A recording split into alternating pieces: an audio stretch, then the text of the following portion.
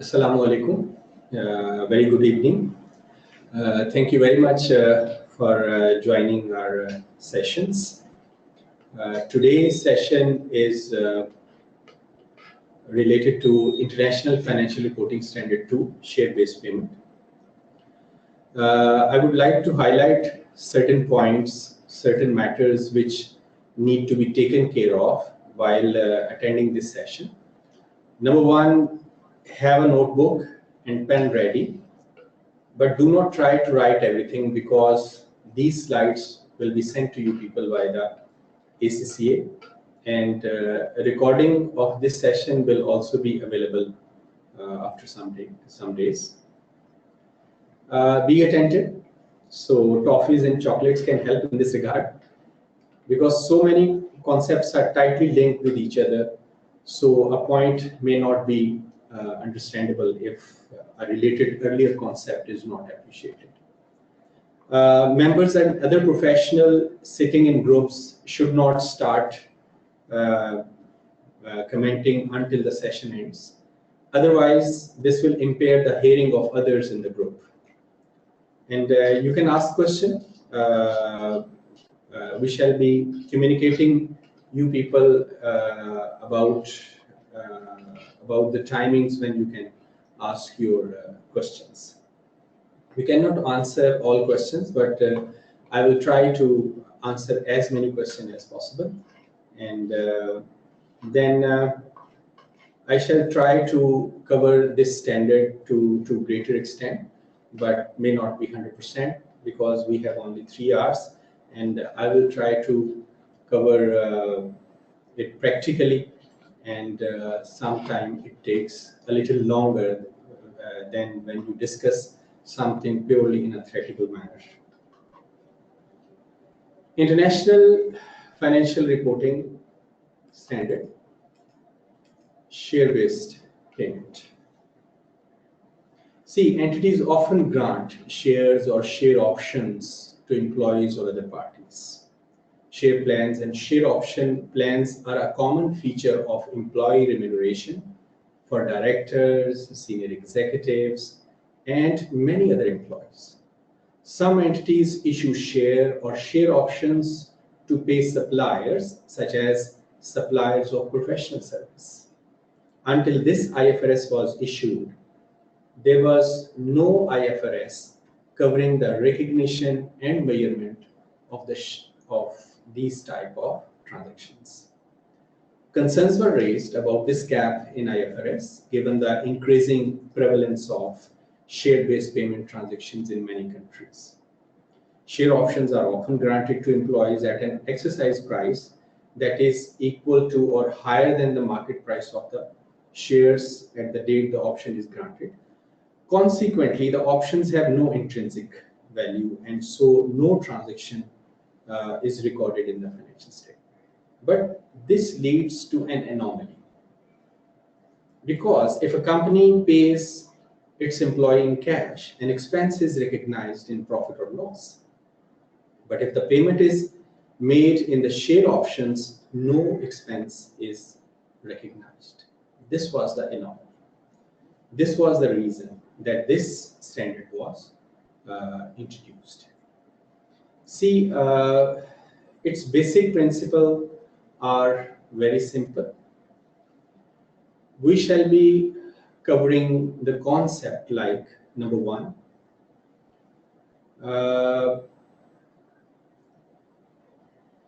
what are the accounting treatments of different types of share-based payments? Number one concept. And second concept will be like, if there is any change, any modification, any cancellation in these payments subsequently, I mean after initial recognition, if there is any change, what will be the method for accounting for those changes? So these are the two main areas which I will try to explain to you people with the help of a few illustrations. See, like other standards, this standard is not without argument. mean people feel that there is no need for this standard. They were against the recognition of share-based payments. So let's see one by one why they were against the recognition of share-based payment. Their first argument was, I hope you people can hear me today properly. Please respond with yes if you can hear me properly, so that I could have an idea that I'm reaching you without any interruption. Thank you very much. A lot of people are saying yes, thank you very much. We got your message. See, first argument was, like, there is no cost, therefore there should be no charge. Only company is issuing a paper, so there is no cost. See, this argument is wrong. An employee works for the future options as well as for a current salary in cash. If you hire a person and tells him that, for example, 100,000 will be your monthly salary, plus if you complete 3 years with us, with this organization, you will be given this much share options. So when this person is working with us, he is not only working for the cash which he receives at the end of each month, rather he will also be having that share option in his mind. So this argument is technically incorrect. So there is a cost. Number two is a share-based payment affects EPS twice. We know that EPS formula, in the numerator you normally takes the profit, and in the denominator number of shares. When you will recognize share-based payments, so this will increase your expense. Increasing expense means your profit will go down and the numerator of EPS will go down. And similarly, denominator will also be affected because number of shares will increase as a result of issuance of those share options. So this objection, this is valid. EPS is affected twice, but we need to keep it in mind. This is because there are two different economic events. The numerator reduced because of consumption of resources received in exchange for the shares, that is services of employee, and the denominator is increased because of issue of share options. So this was the second. The third one is that a share-based payment has adverse economic consequences. Companies would be discouraged from introducing employee share plans if they had to recognize them in the financial statements. This argument is valid, that the companies cannot be, but the point is, though this argument is valid, we cannot allow a company not to account for these share options. This is because it would distort their reporting. Therefore, it should be accounted for. So these were the argument against the recognition of the share-based payment. Number one, no cost, no charge. This is incorrect, because an employee will be having that share option in his mind in addition to his or her cash salary. Second is, this argument is like EPS effect on EPS is doubled. That is also correct, but these are two different economic events. You are receiving the services of the employee against those share options. And the third is correct, but we cannot allow companies, standard setter cannot allow company to, on the basis of this, that this will affect their financials negatively. Okay, this was our basic discussion. Then there are points which we should keep in our mind while discussing or while learning about International Financial Reporting Standard 2.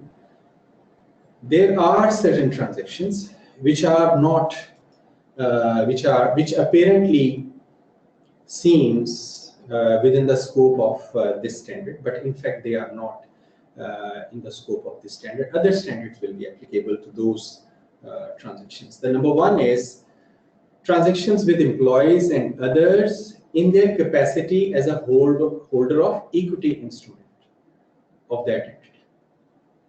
For example, an employee who is also a shareholder receives share under a right issue.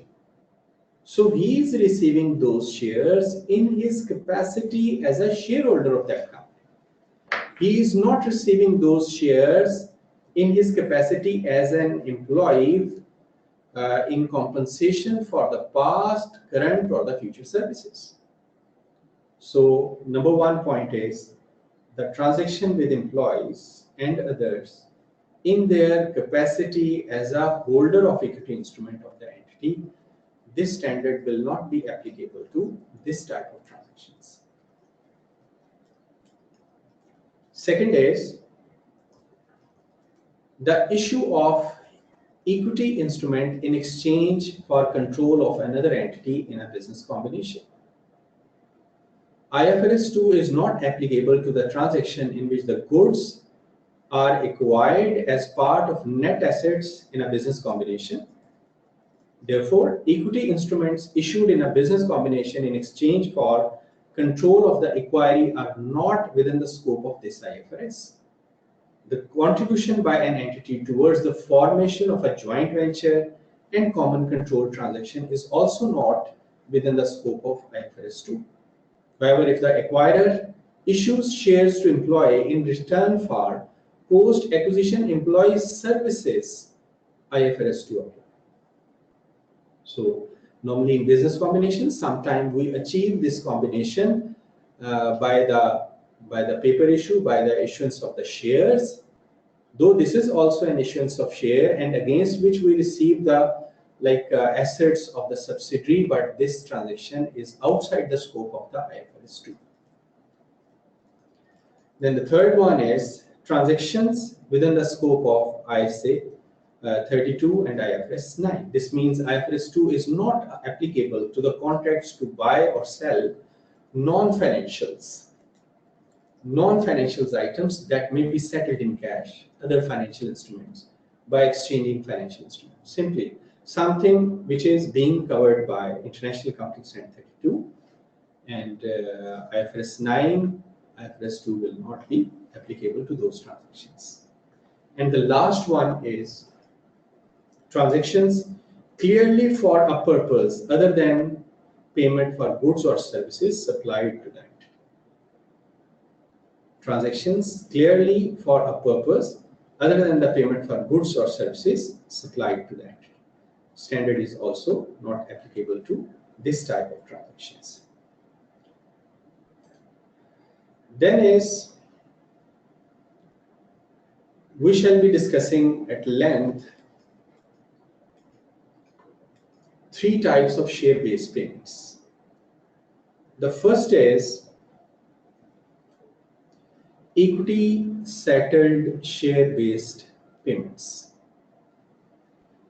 in which the entity receives goods or services in exchange for equity instruments of the entity, including shares or share options. This means this transaction will ultimately be settled in the form of equity instruments. So this will be termed as equity settled, as its name suggests that this transaction will be settled in equity. So this is one type of transaction. And the second is cash settled share-based payment, in which the entity receives goods or services in exchange for amounts of cash that are based on the price or value of the entity's share or other equity instruments of the entity. You buy some goods or services and you agree to pay for those services like equivalent to to the value of the 1,000 shares, equivalent to the value. We will be paying, in fact, in cash, but what will be the amount of that cash? That will be determined by looking at the value of 1,000 shares. So this is cash settled share-based payments. And the third one is hybrid transactions, in which the entity receives or acquires goods or services, and either the entity or the supplier has a choice as to whether the entity settles the transaction in cash or other assets or by issuing equity instruments.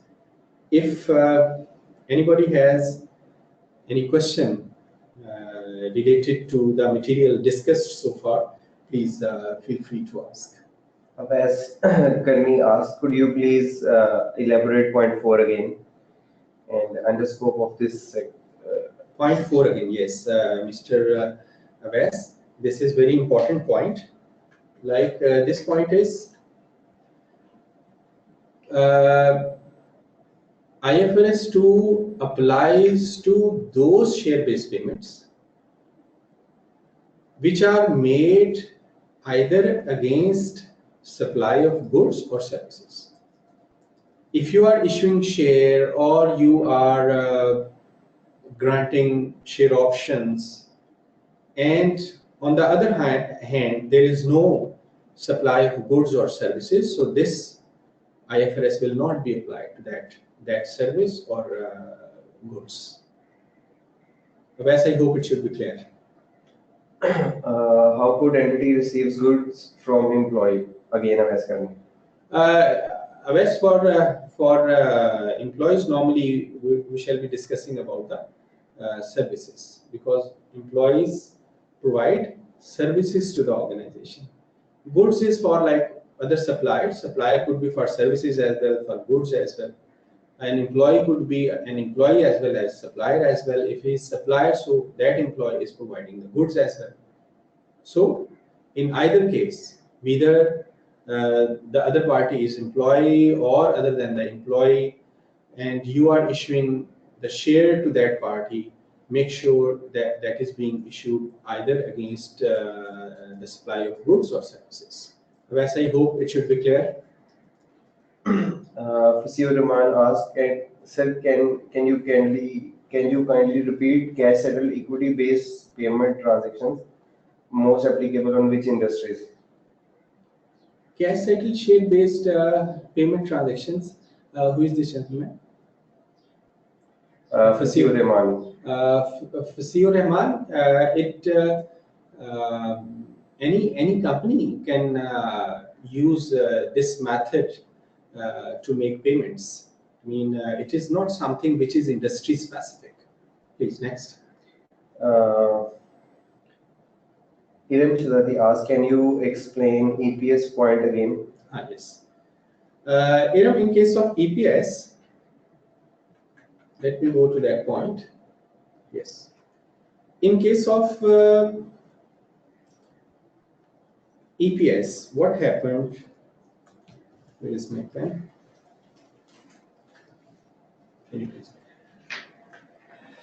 In EPS, what is the formula, Iram?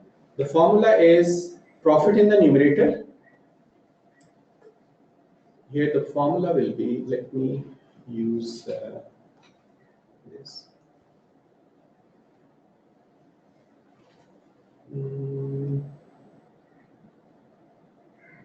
Okay, the formula will be, let me use another sheet. Like I should use this Word document.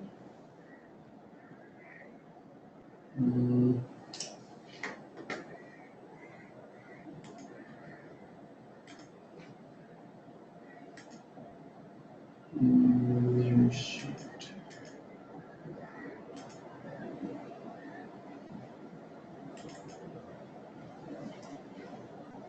Okay.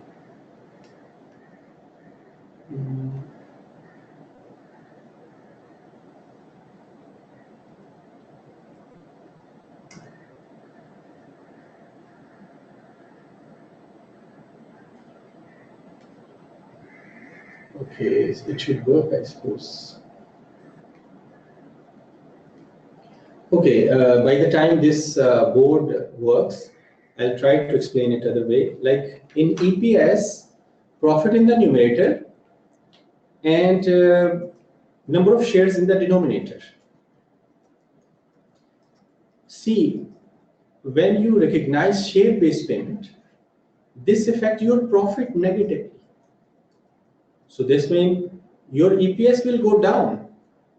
Your EPS will go down because your profit is decreasing as a result of recognition of share-based payment as an expense, as required by this standard. Similarly, when you will be issuing the share options, so this will affect your denominator as well. This means your EPS, the effect on your EPS is twice. Iram, I hope it should be clear. Abhas Karni said clear, and Okay, next question. Okay. Thank you, sir. You are welcome, Iram. Next. Okay. No more questions. Okay, let's move further.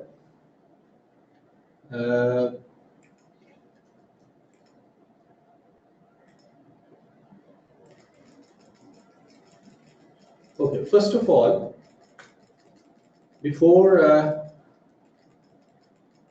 discussing these three types of payments one by one, let's have a quick look on the important definitions. Like the first definition is vesting conditions, because these definitions will be used in our discussion. The conditions that must be satisfied for the counterparty to become entitled to receive cash, other asset, or equity instrument of the entity under a share-based payment arrangement. Those conditions which must be fulfilled before the other party is entitled to receive cash or other asset or equity instrument under the share-based payment. So these are the vesting conditions. Vesting period is the period during which all the specified vesting conditions of a share-based payment arrangement are to be satisfied. So these are the two definitions. Next is vesting conditions can be of two types. Sometimes your vesting conditions are market-based, and sometimes your vesting conditions are non-market-based. What are the example of non-market-based vesting condition? Mean which are not based on the market conditions. If we want to define it in a single line.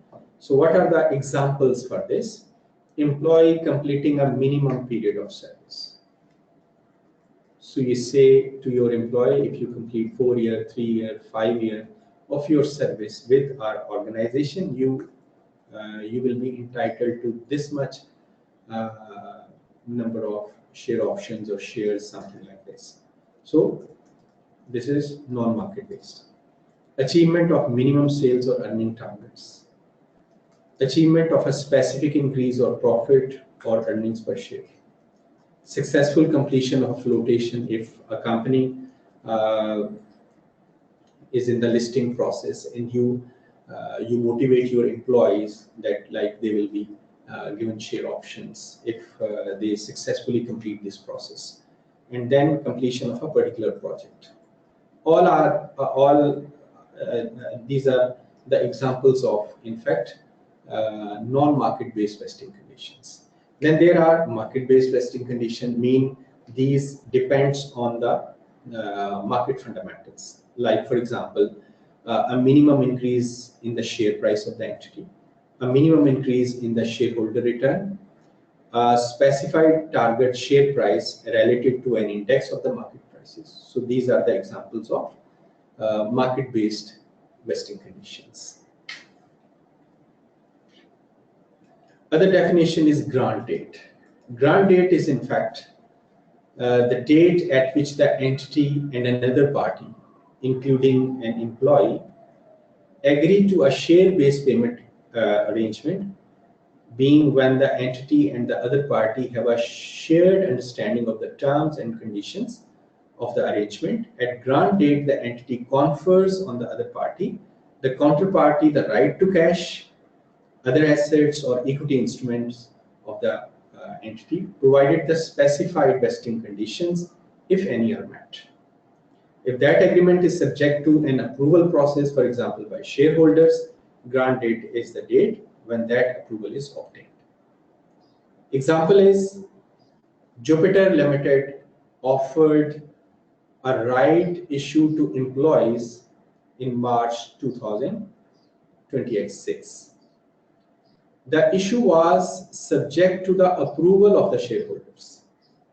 The issue was approved by the shareholders on 15 April 2026. The grant date was therefore 15th April 2026. So this is basically the definition of the grant date. This is also important in understanding the application of this standard. Then is the definition of the intrinsic value. Intrinsic value is very simple. The difference between the fair value of that option, share option, or market value of, in simple words, market value of that share option, and the exercise price of that option. The difference between the fair value of the shares, to which the counterparty has the conditional or unconditional right to subscribe, or which it has the right to receive, and the price, if any, the other party is or will be required to pay for those shares. For example, a share option with an exercise price of $15 on a share with a fair value of $20 has an intrinsic value of $5.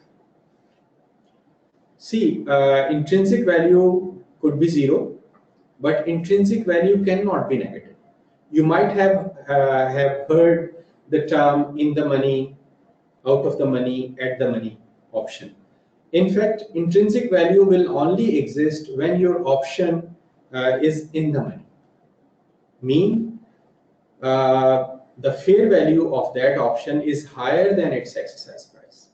The holder of that option will benefit from exercising that option. That benefit is only possible if he can buy something at a lower price, which is the exercise price, and can sell in the market at a higher price. So this means intrinsic value is the difference between the market or the fair value of that share option and the exercise price. So this is the intrinsic value. Next is the definition. Okay, so this was all about the important definition which I wanted to highlight for you people. Now we shall be discussing the first type of share-based transaction, which is equity settled share-based transaction. How we will be treating it initially, and what will be the entries subsequently, how we will make the calculations initially, and how we will make the calculations subsequently. See, whenever you buy goods or asset, see, I suppose my pen should work. So how can I make sure that it should work?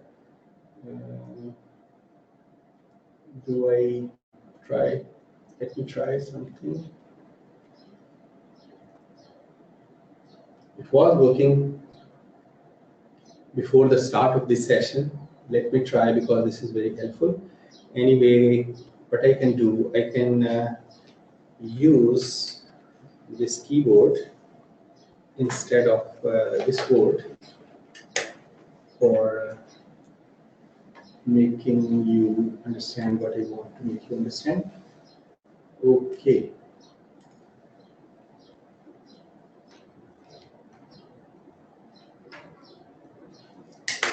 Okay.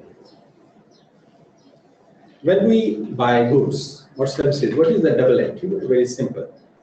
The double entry is, for example, debit, stock. For example, we buy goods 5,000 in credit, like credit cash. Credit cash.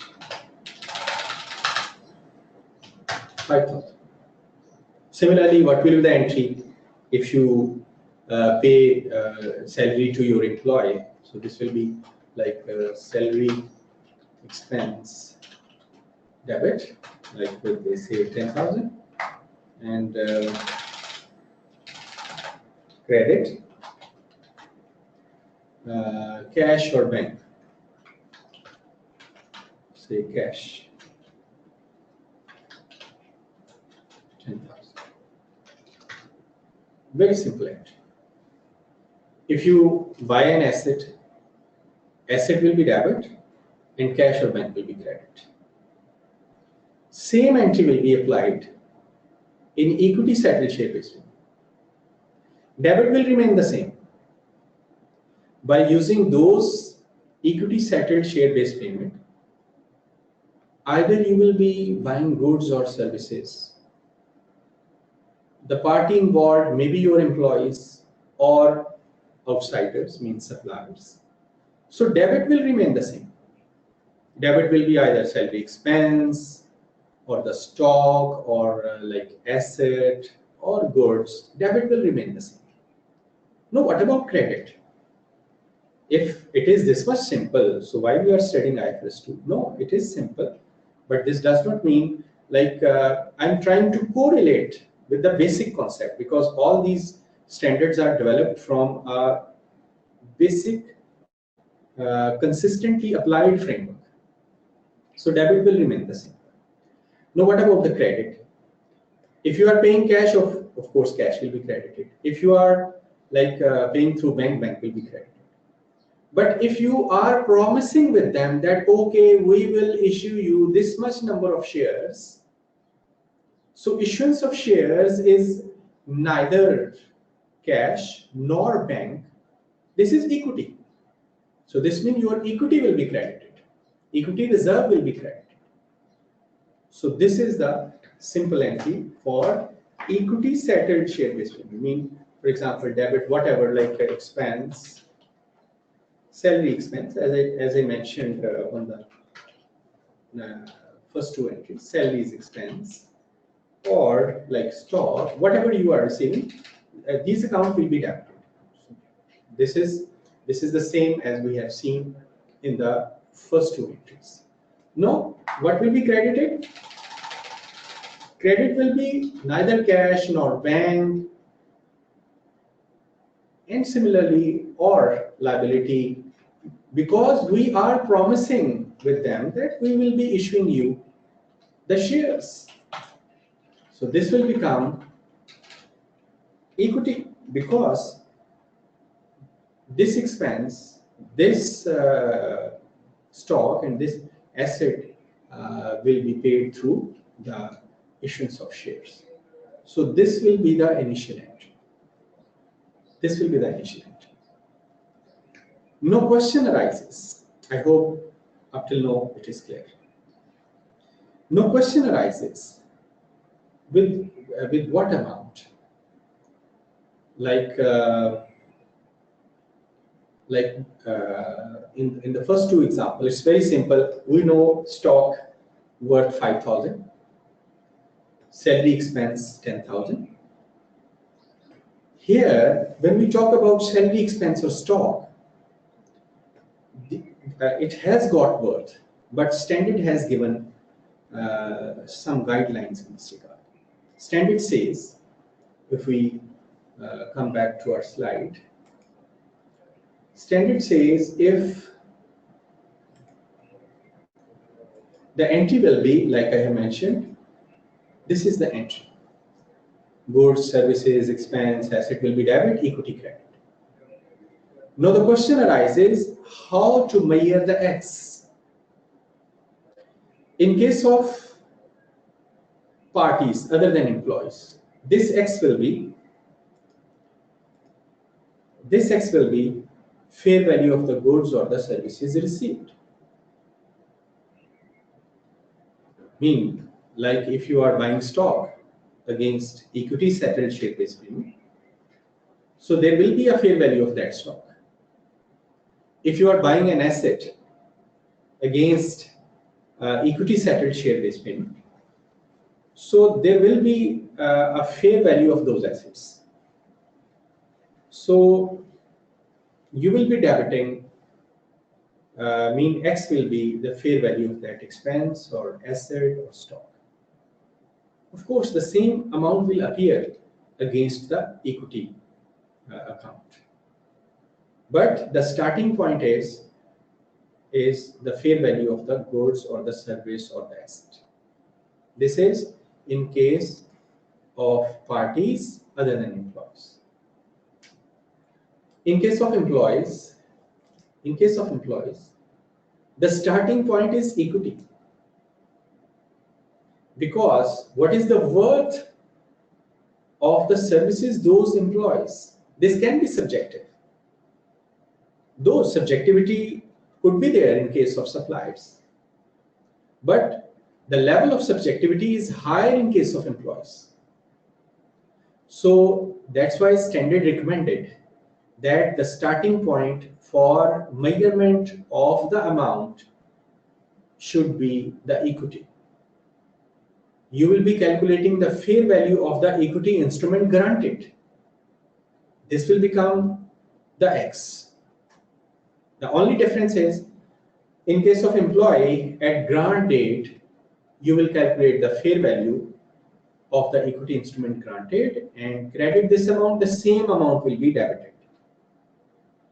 But in case of parties other than employees, the starting point is that very asset, that very expense, that very stock. You will be debiting with the fair value of that goods, stock, or asset. The same amount will appear against the equity account. So this is the, in fact, initial journal entry for initial measurement. Let's have look at it with the help of an illustration. This illustration is in front of you.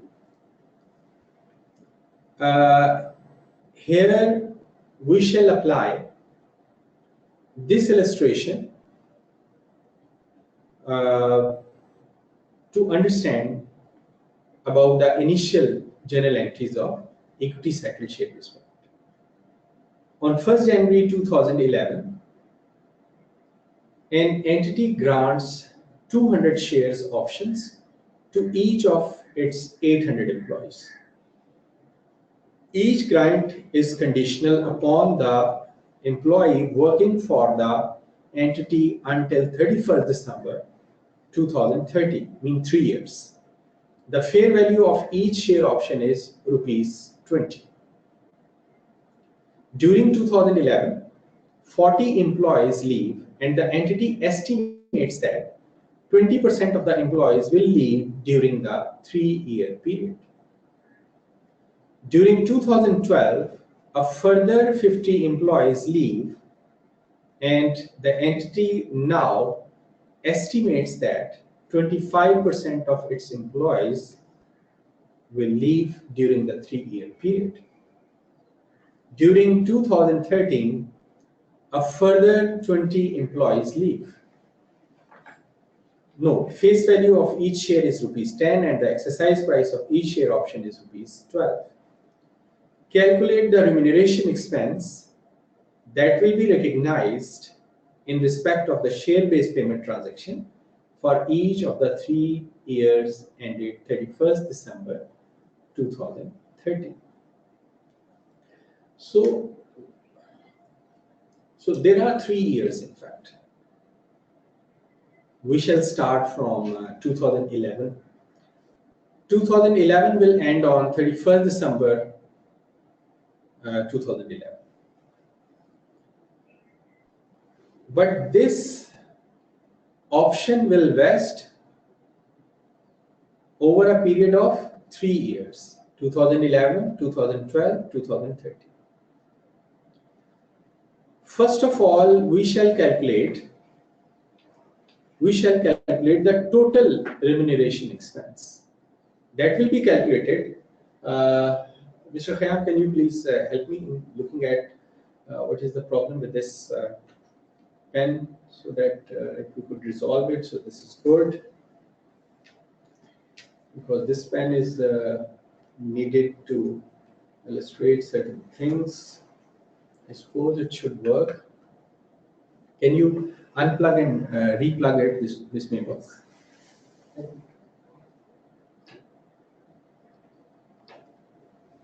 Okay, let's see. Started. I suppose it should.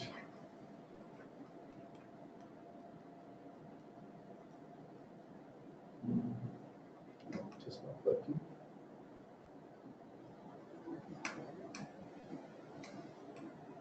Okay.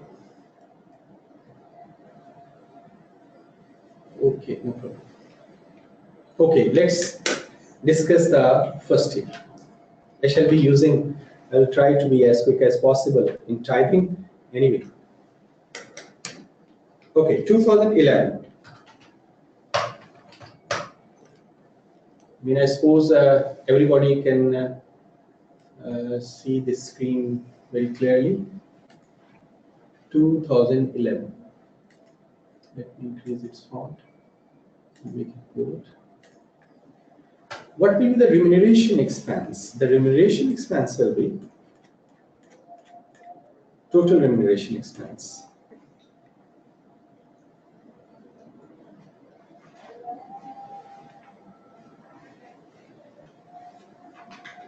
Total remuneration expense will be share option per employee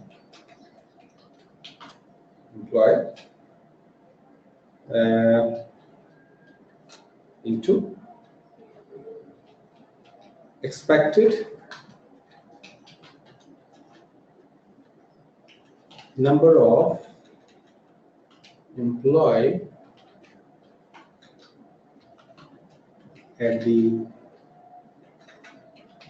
end of third year into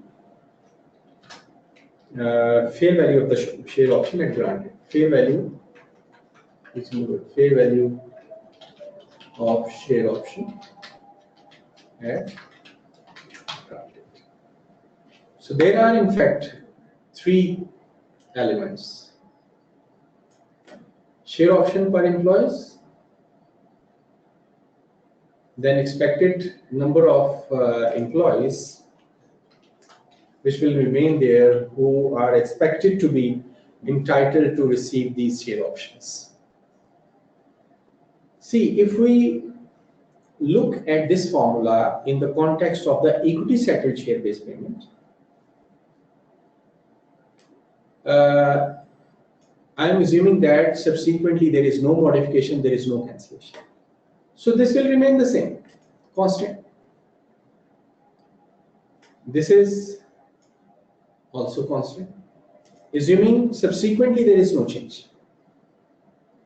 Because subsequently we shall be discussing modification, cancellation, addition, deletion, things like this.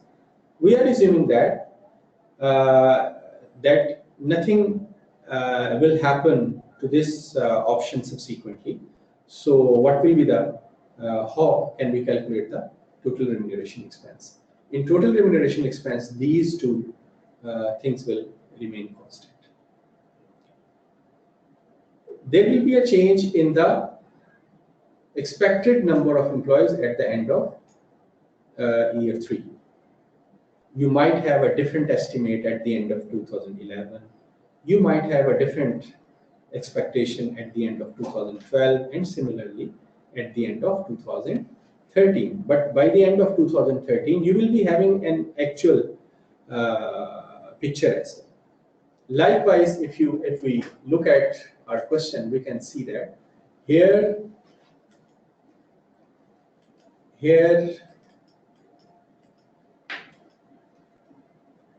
okay, go back, let's go back.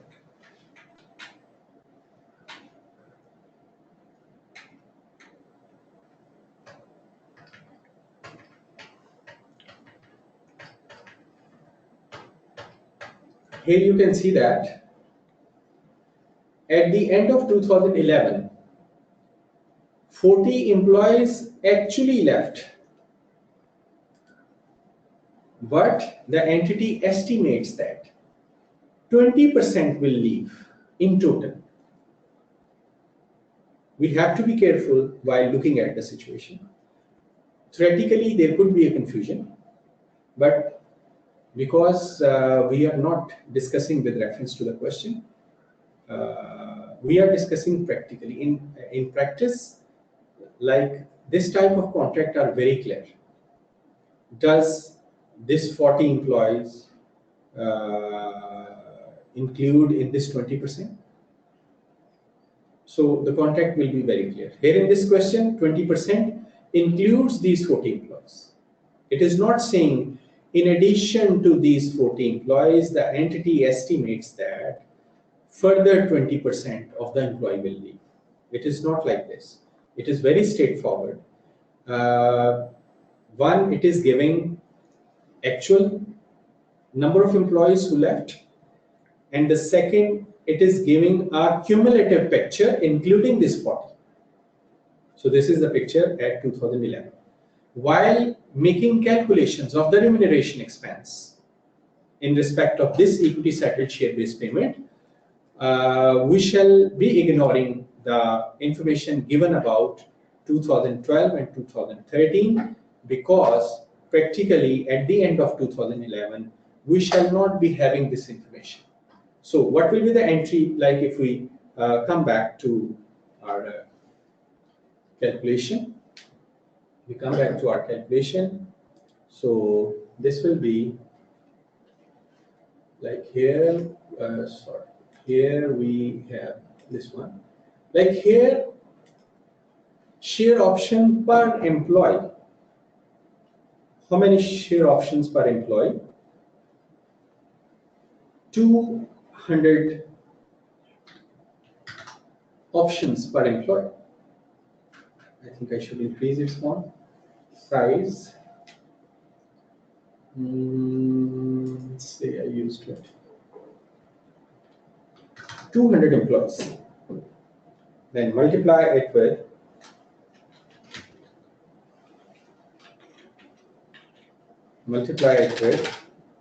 then fair value of the share option at the grant date. It is given in the question, and that is 20.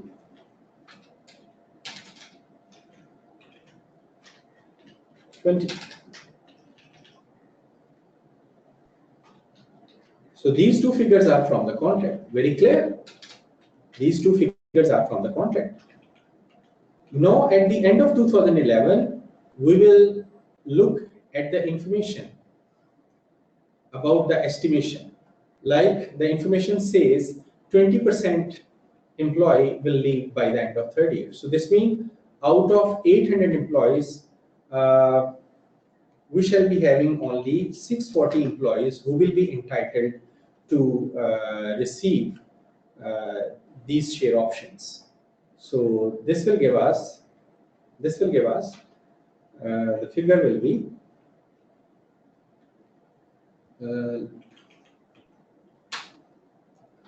we have calculator here.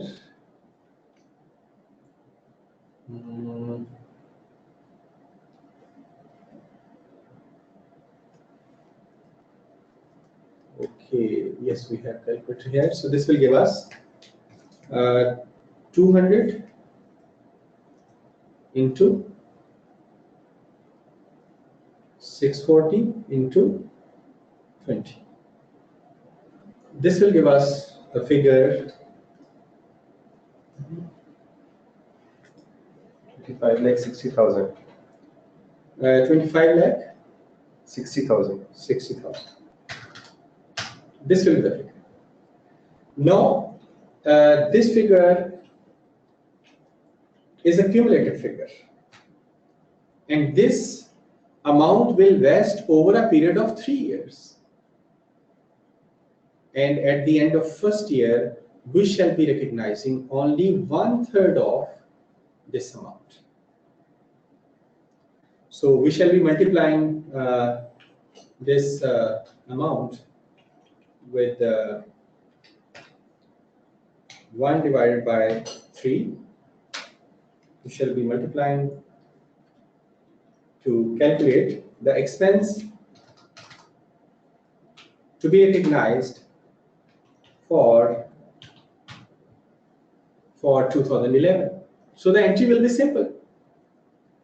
Remuneration expense debit, because 1 year is completed, employees has rendered their service for a part of the total vesting period. So for that part, we shall be recognizing a part of the total expense. So that is 1/3 of the total expense. So this will be 85333.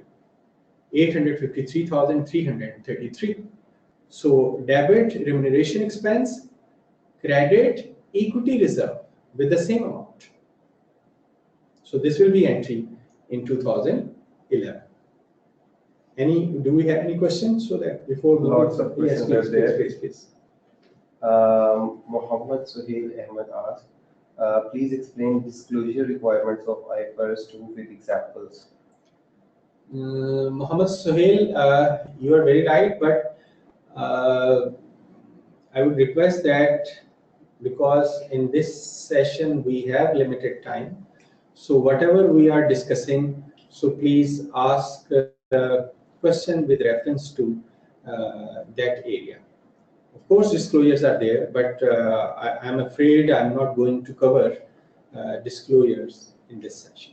Altaf Hussain asked you to provide vesting condition with real-time examples. To provide example. Vesting condition, Altaf, see, this illustration is an example.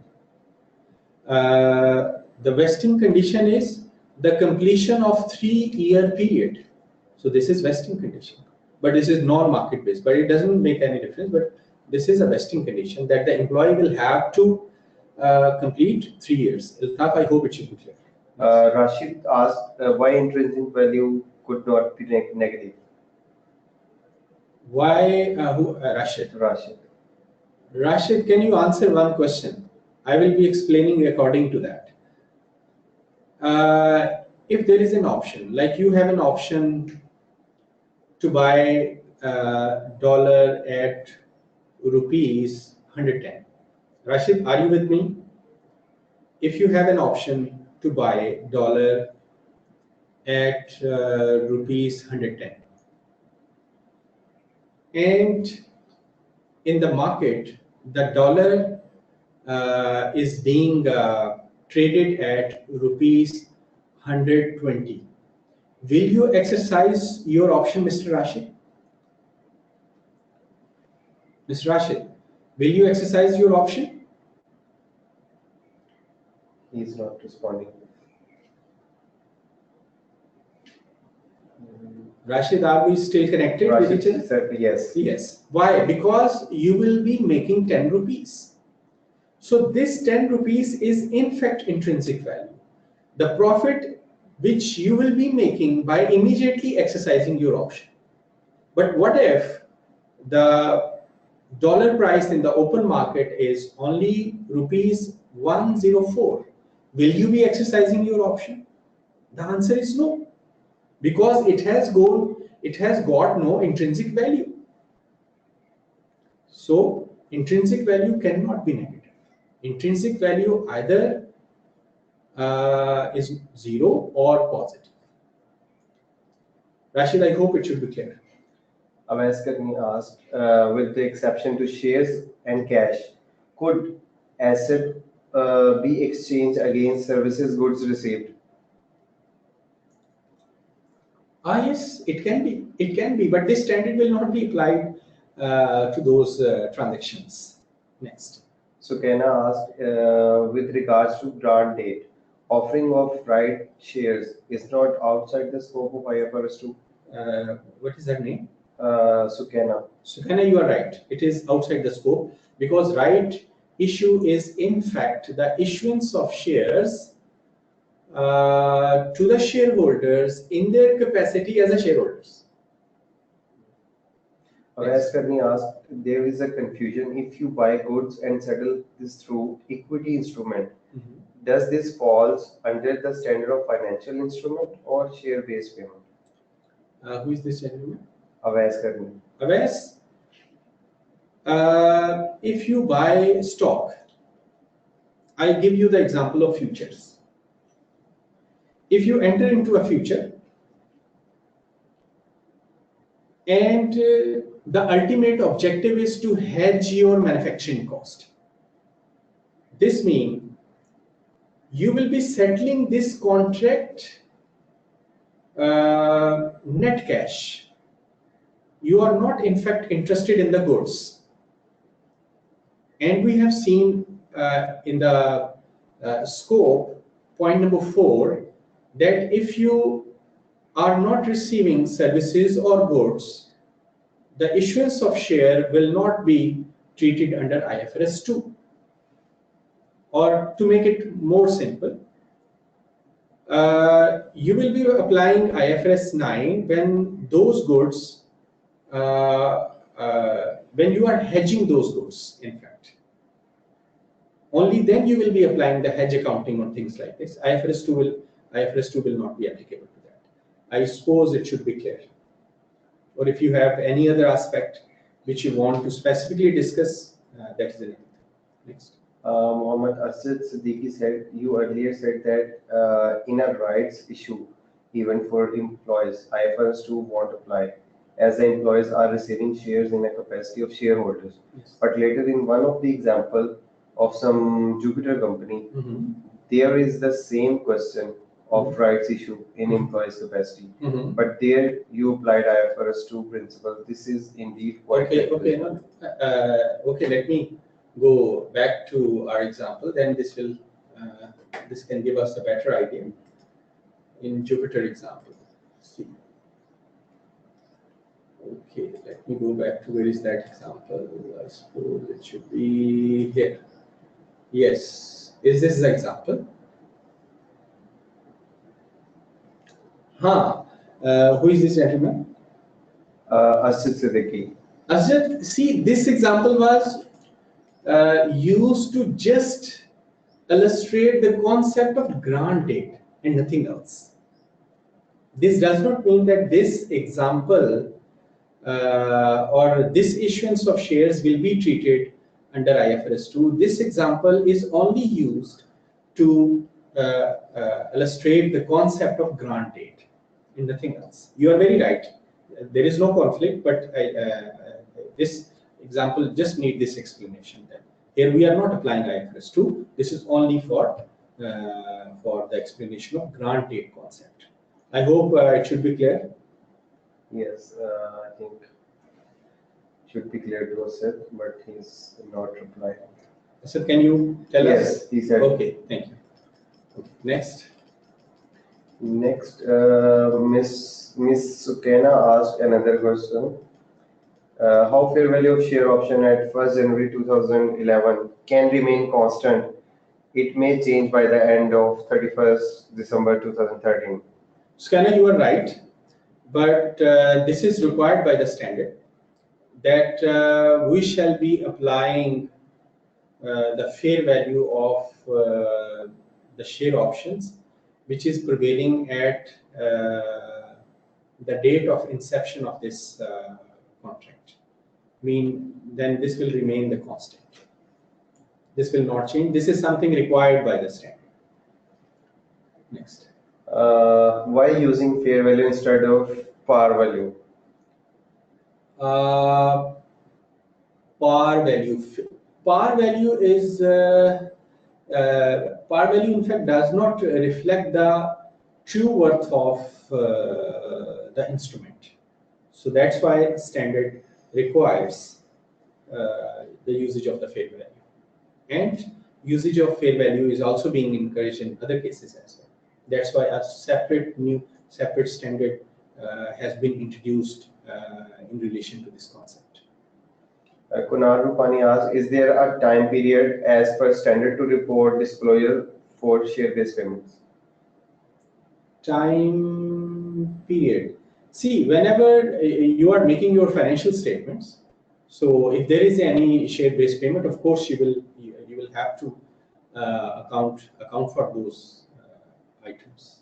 Fateh Fakhri asks, if the vesting period lapsed, what will be the impact on the accounting treatment? Fateh, you're welcome. I mean, you are a regular. You regularly attend our sessions. Thank you very much, and your feedback is very important. Anyway, coming to your point, we shall be discussing this point. And if it is not specifically discussed, then please feel free to ask this question again. Next. Inzam asks, in the same illustration for years 2012 and 13, the salary expense, should we show them payable or not? Please. Yes, we are coming to the next year. We are coming to the next year, and that is like over here. So this is 2011. Now move to the 2012. For 2012, we have some material here over here to copy paste here. So at least if we are not using pens, so we can do something with like feature given in the this Word, Microsoft Word. Okay. So for 2011, yes. For 2011,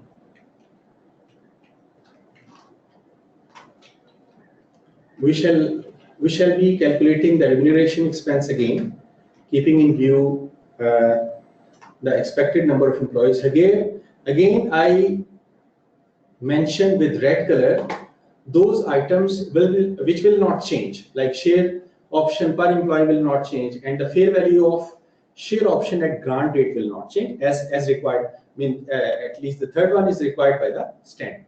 Now, what will change? This will change. Now we moved further into the future. Like now we are at the end of 2012. So we received some other information. If we go back to our illustration, we can see that in this year, the situation is like 50 employees left, and the entity estimates that. I suppose it should be, because it should be like this. Entity estimates that 25% of its employee will leave during the 3-year period. So this means 25% of 800 will not be there at the end of third year. So this will give us 75% of the employees. So 75%, 600 employees. 600 employees. So this will give us 600. So when we multiply 200 into 600 into 20, this will give us 24 lakh. 24 lakh. 24 lakh. Okay. So this is the total remuneration expense, expected total remuneration expense at the end of second year. What we will do, we shall be calculating, because the vesting period is two-third. So we shall be multiplying 2 divided by 3 into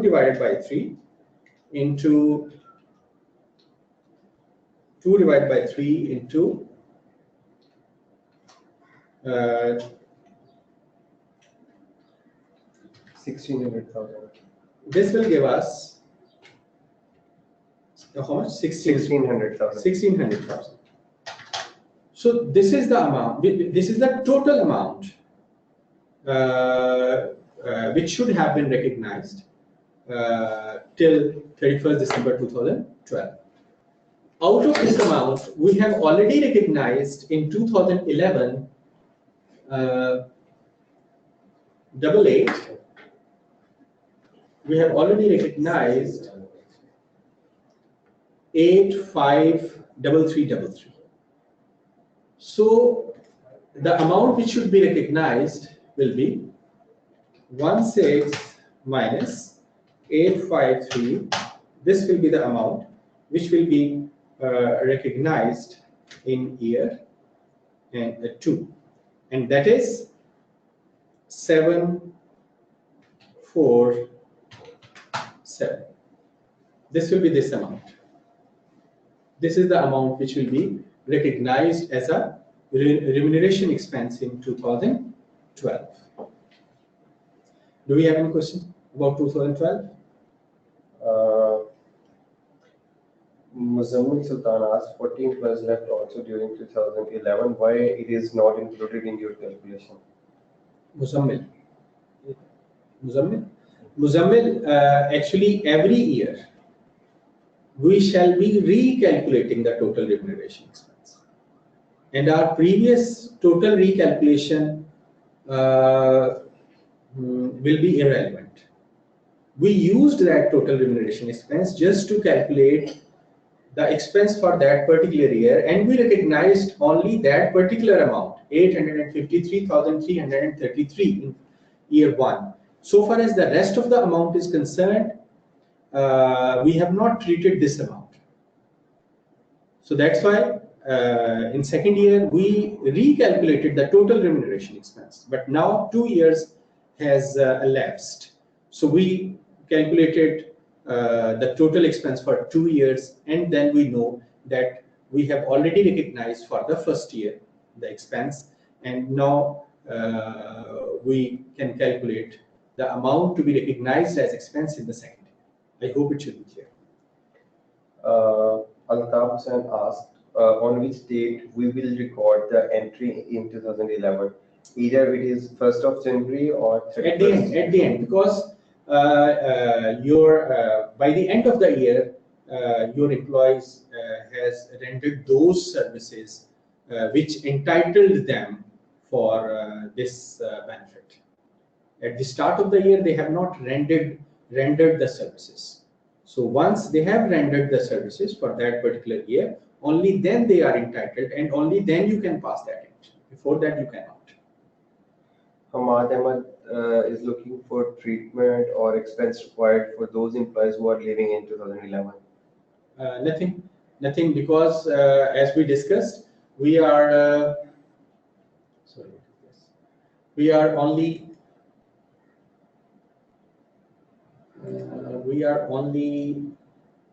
sorry, I think there is some issue. Okay. Who left? They are not entitled, so we do not have any liability, or so that's why we shall not be recognized. Of course, that is being automatically reversed in the future calculation. Like in year 1, you were recognizing 853,000, and because now we expect like more employees will leave, so that effect that affect the calculation of the expense for the second year. That is benefiting the company, in fact.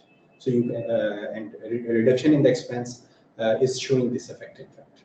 Yes. Rashid asks, please explain why we are not taking into account actual employees who left, and why we are using estimated employees. Rashid, see, even if you look at IFRS 15 or any other standard, your liability is that which is expected to be paid. Sometime when you grant an option and there are like 2,000 or 3,000 employees, this 3,000 number is not relevant. Actually, what will be your cost is dependent on the number of employees who will remain there at the end of vesting period. So in fact, we are calculating the liability at the end of vesting period. So if someone is not there, he will not be entitled to that benefit. So that's why that is not our expense. Similarly, if something is not our expense, liability cannot arise. I hope it should be clear. Yes, next.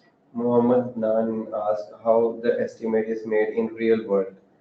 Similarly, in real world, you look at your historical data, your labor turnover, your staff turnover, and similarly, you might have improved your working conditions. So this may affect the number of employees which will leave in the future, or your working condition may be worse off. In that case, you will estimate the number of employees accordingly. There are different methodologies, of course. The history is one thing. If the company is new, you can look at similar companies. What is the labor turnover? What is the staff turnover? So that can help you in the determination of the people who will stay with you. Rashid again asked, as you just said, if the entry is booked at the end of the year, then why we are taking estimated employees instead of actual employees who left? Who is this? Rashid again. Rashid, if you just look at the question very carefully, so in order to calculate the total effect, we have to see the whole picture. Like at the end of second year, we want to see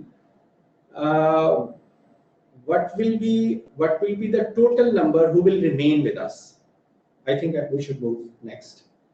Okay, Rashid, I hope it should be clear. Next question is, next is 2030. Okay, 2030. Let me copy from here. 2030.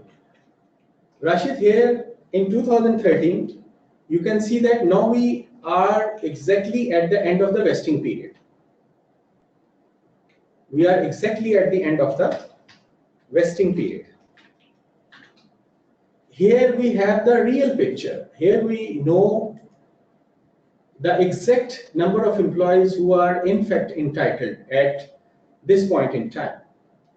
Like here, what is the situation? Like instead of 600, we will be looking back and see how many people are there. How many people are there? Like if we just look back and see our question, we can see that 40 employees left in 2011, 50 employees left in 2012, and 20 employees left in 2013. If we add up, this will become like 110. So 110, 800 minus 110, this will become 690. 690.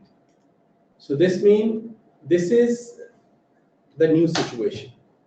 So this will give us the picture at the end of the vesting period.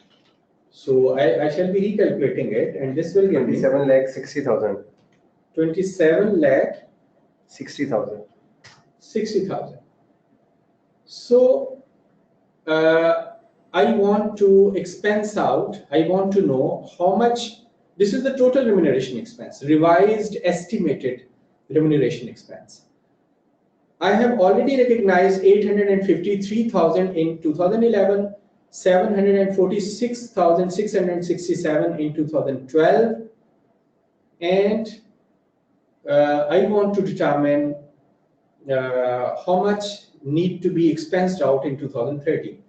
So I'll be, because 3 years are completed, so the factor will be 1.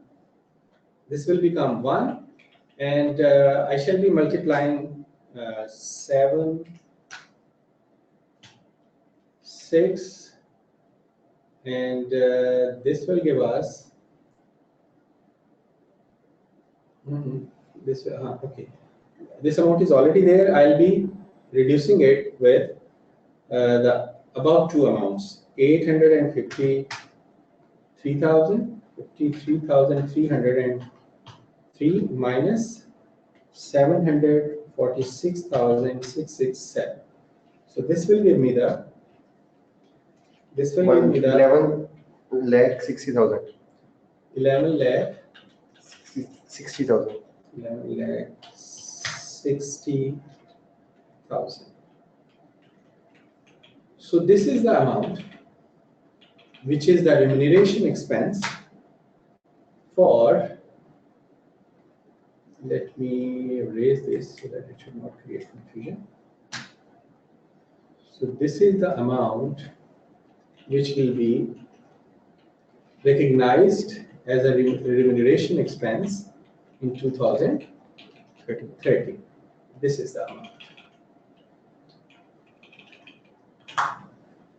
So this is the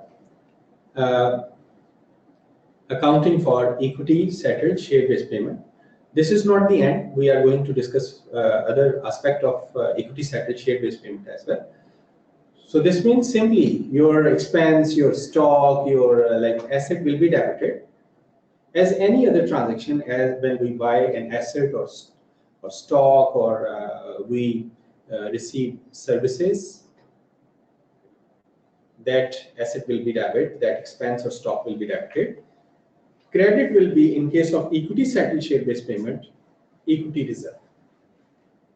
Equity reserve will be credited. Now there is a concept of vesting period.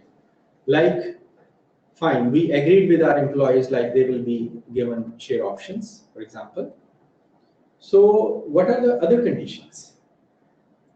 If condition is like this, as we have seen in this illustration, like they will have to complete a certain period of their employment with the organization, with this organization. So then this benefit will vest over that period. Vest mean that period need to be, that condition need to be met before they are entitled to this benefit. So every year, or when a part of that whole vesting period is finished, we shall be calculating the benefit for which we have received the services. So we shall be recognizing that expense as a remuneration expense against equity reserve. But what will be the formula? Simple formula. The number of options we have agreed per employee into, like fair value of that share option at the date of inception, into what you expect at that at the end of that particular period, how many people will be there at the end of vesting period. So you will be multiplying all these three amounts to calculate the total remuneration. Then you will be multiplying this with the factor which is related to your vesting period. In first year, we multiplied it with 1/3 because by the end of first year, only 1/3 of the vesting period was elapsed. So similarly, in year 2, we shall be multiplying it with 2/3, but this will give us the total estimated remuneration expense for 2 years, out of which we have already recognized an amount. So the remaining amount will be recognized in 2012. Likewise, let's move to the next concept. Okay, next is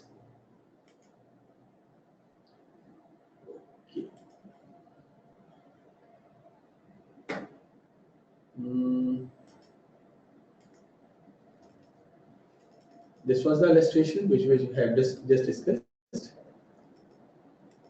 Vesting period. In this first illustration, we have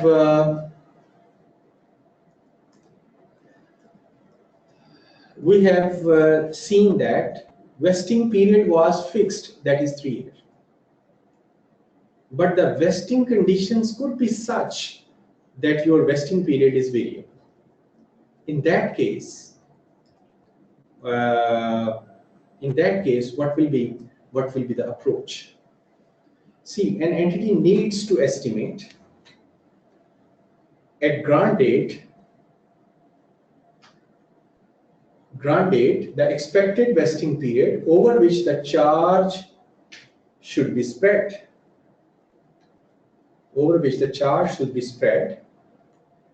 let me open this in front of me as well, because I have to turn my face to look at the screen, so it should be in front of me as well. An entity needs to estimate at grant date the expected vesting period over which the charge should be spread, on the assumptions that the services will be rendered. The services will be, something is happening to this. I suppose we can have a self-prayer break for a few minutes. By the time our small technical problems can be resolved, that is not affecting connection between us, but it is affecting the opening of the file and the working of the board.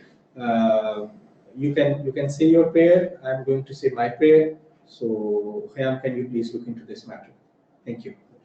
Please mute it.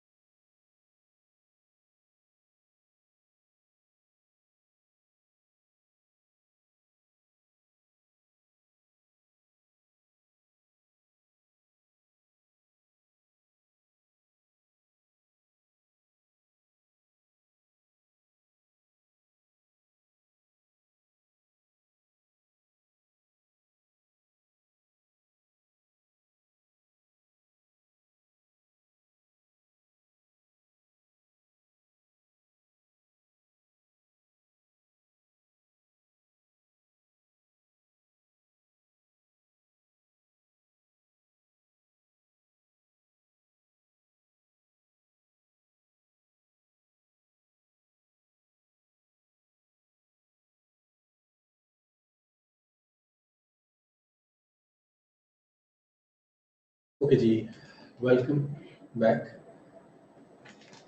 Now, as we started discussion about variable vesting period. If vesting period is fixed, that's not an issue. If vesting, what this? Yes, this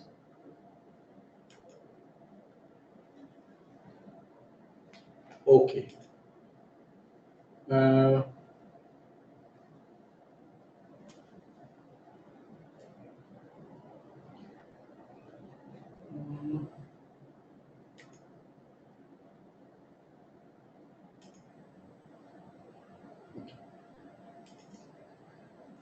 I suppose we are reaching you people.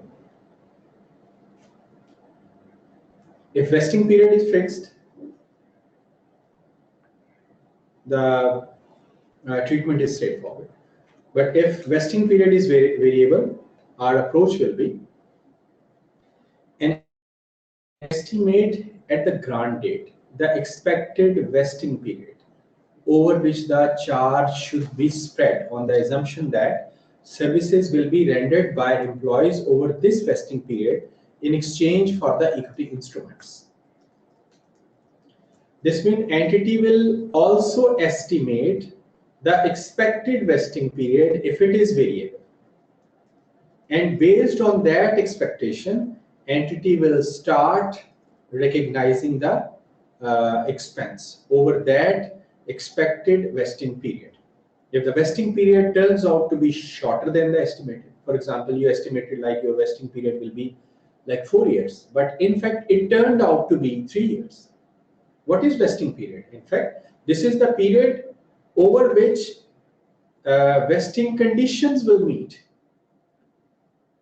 So your conditions, you were expecting that those conditions will meet over a period of 4 years, but in fact those conditions meet at the end of third year. So this is the situation where the vesting period turns out to be shorter than estimated. The charge will be accelerated in the period in which the entity must fulfill its obligations by delivering shares or cash to the employee or supplier. If the actual vesting period is longer than estimated, the expense is recognized over the original vesting period. Example, we can use this example to make you understand this concept. Margie granted 100 options to each of its 4,000 employees at a fair value of $10 each on 1st December 2007. The options vest upon the company's share price reaching $15. This is the vesting condition. That option will be granted once the share price, please note this thing, once the share price reaches $15, provided the employee has remained in the company's service until that time. The terms and conditions of the options are that the market condition can be met in either year 3, 4, or 5 of the employee's service. At the grant date, Margie estimated that the expected vesting period would be 4 years. What does it mean? At the grant date, Margie estimated that the share price of $15, which is the vesting condition, will meet over a period of 4 years.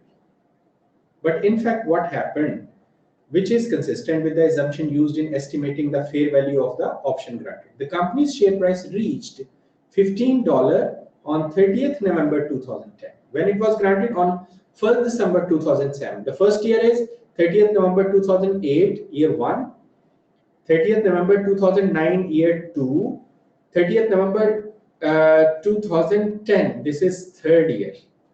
We estimated at the date of grant that this $15 will achieve at the end of fourth year, whereas it is in fact achieved at the end of third year.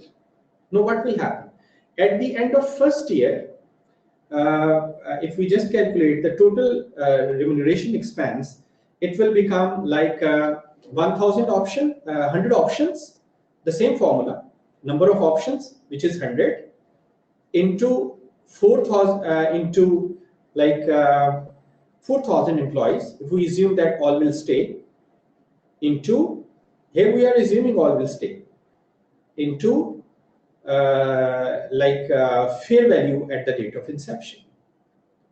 So this will give us total remuneration expense 4 million, and at the end of first year, mean on 30th November 2008, we know based on our estimation at the date of grant of this option, that this option will vest over 4 years.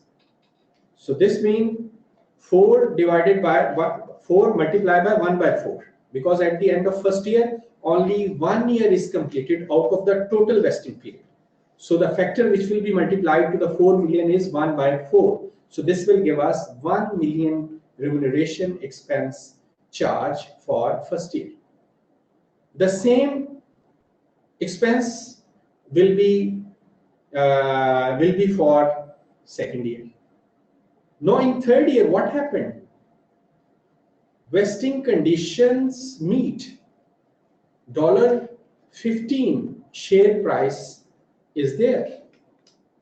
So, but when we calculate, so all the remaining amount will be recognized as expense in third year. This is the meaning of this line, which says, if the vesting period turns out to be 3 years than the estimated, which is 4 years, the charge will be accelerated in the period in which the entity must fulfill its obligation. Okay, let's look at its solution. See, at the grant date,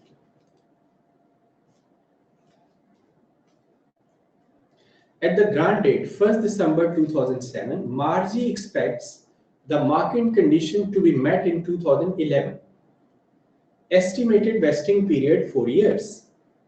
Thus, the charge over the 4 years was calculated as 100 into 4,000 into 10 divided by 4 years is equal to $1 million per year.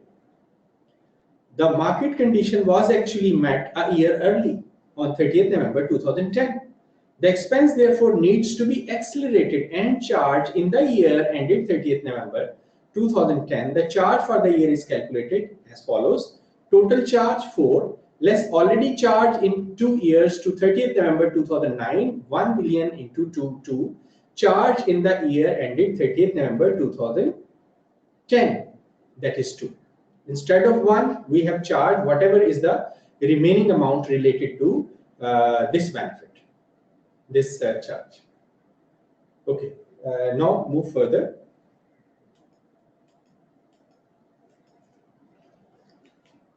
On exercising options, at the end of the vesting period, because this was equity settled, so at the end of the vesting period, you will be issuing shares. You will be issuing equity instruments. So what will be the entry? Again, if you just recall the basic concept, whenever we issue shares, what is the entry? Like we received, say, cash. Cash will be debit and credit will be share capital with an amount equal to the number of shares issued into their face value.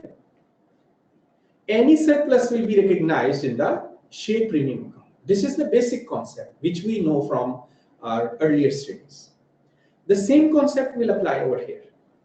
When the option will be exercised, cash will be debit. Cash will be debit because you are receiving cash from the exercise of those share options, and then you have created equity reserve over the vesting period. So these two accounts will be debited because you are not only receiving cash, but at the same time you have developed a reserve over the period of vesting period. These two accounts will be debited. Credit share capital with an amount equal to the number of shares issued into face value of those shares. So the balancing figure will be share premium. This is very simple. That will become the balancing figure.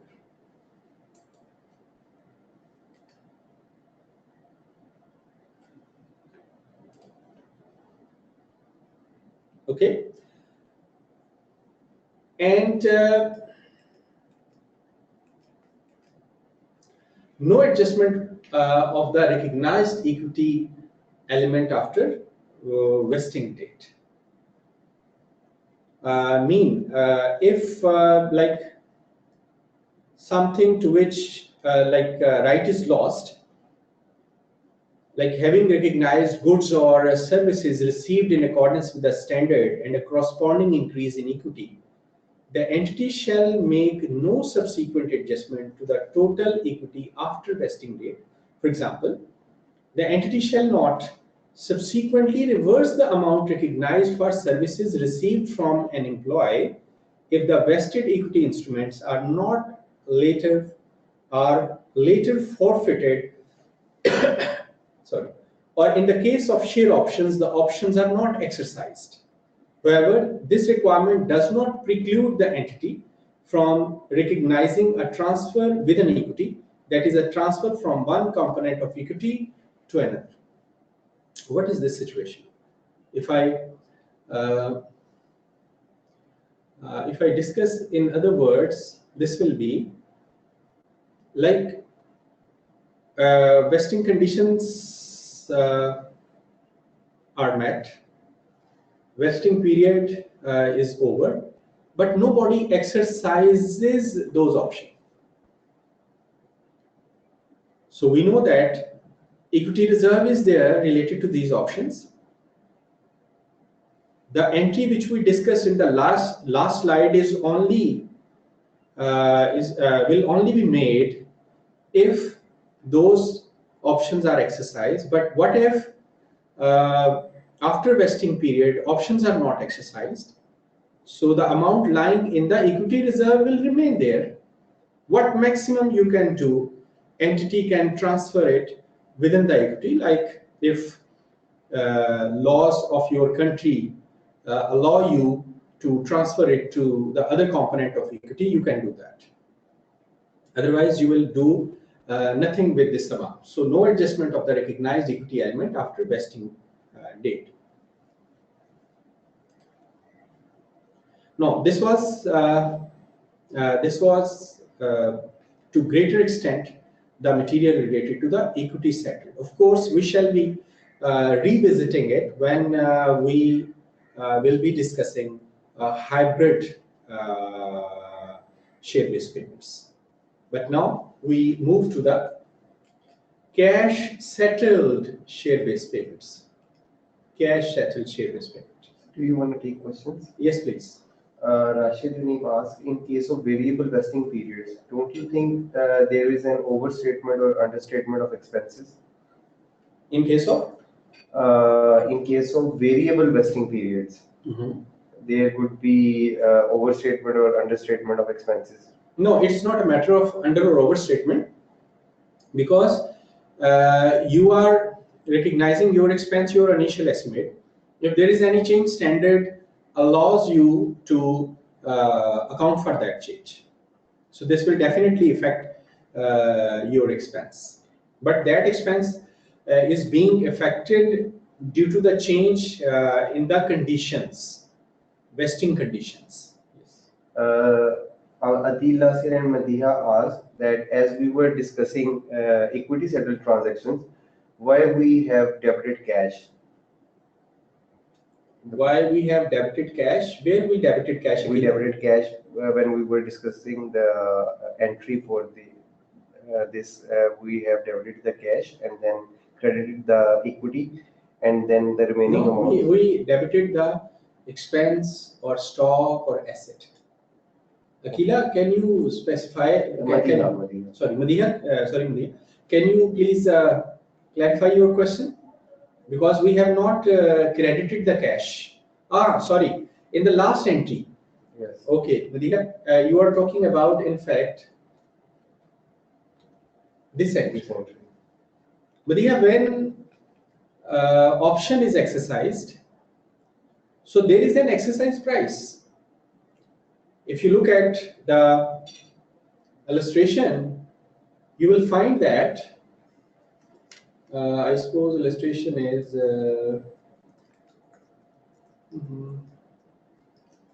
you will find that there is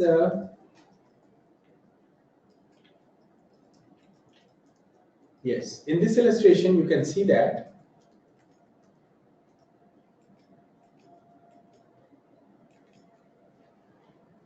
this option has got an exercise price of 12.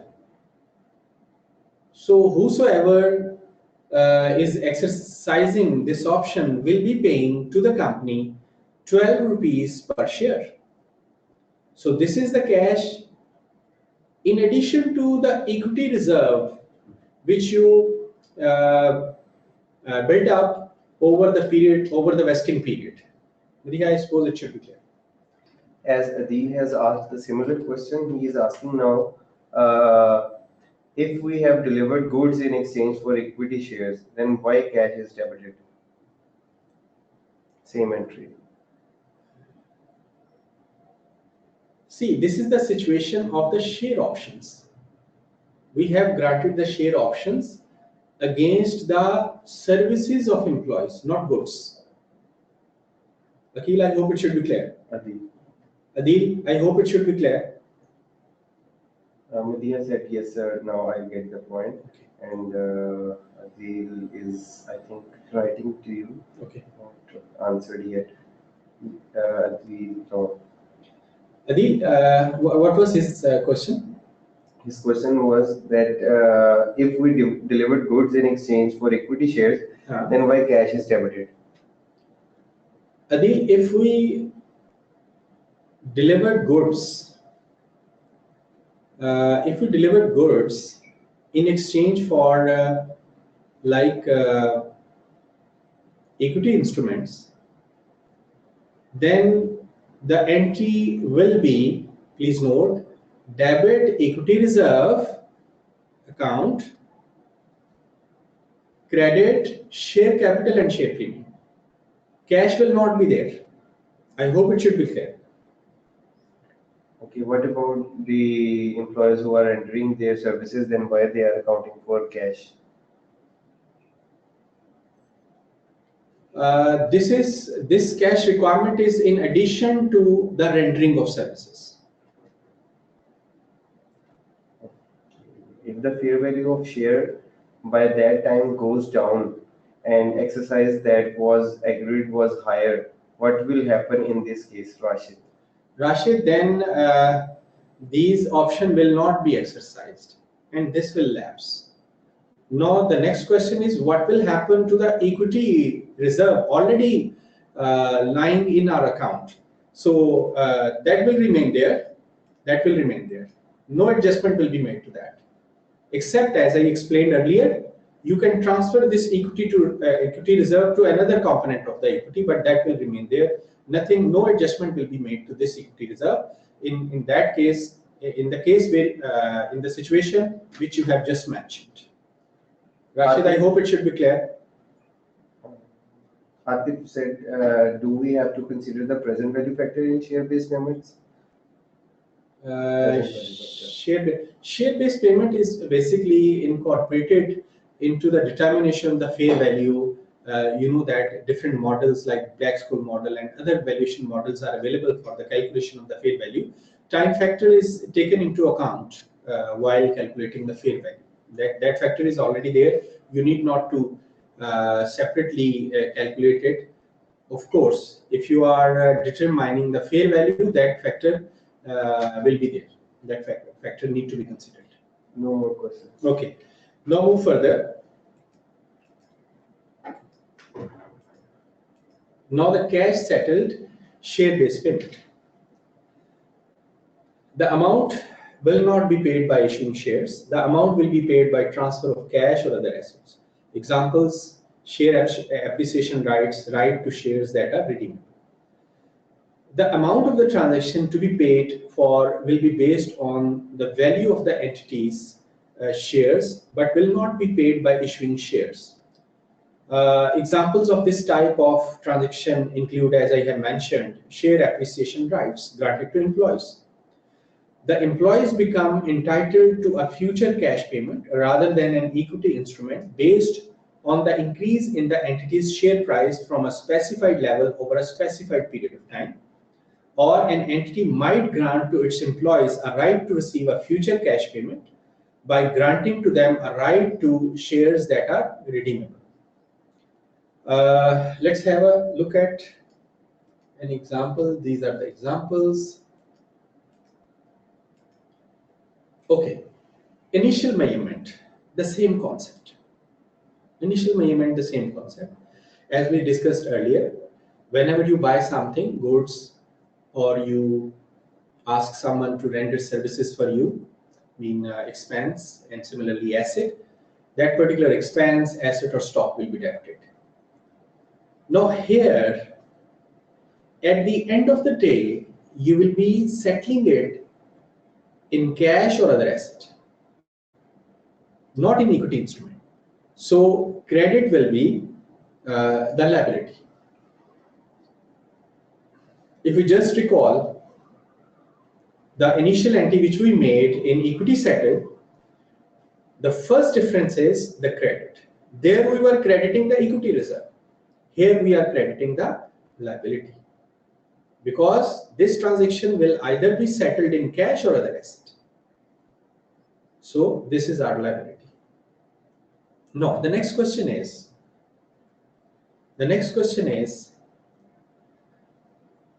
how can we determine the value of the X? This will be determined. The entity shall measure the goods or services acquired and the liability incurred at the fair value of the liability. So you will determine the fair value of the liability, and the same amount will be debited and the same amount will be credited. So this is the treatment, or this is the requirement for the measurement of X. Okay, let's discuss with the help of an example.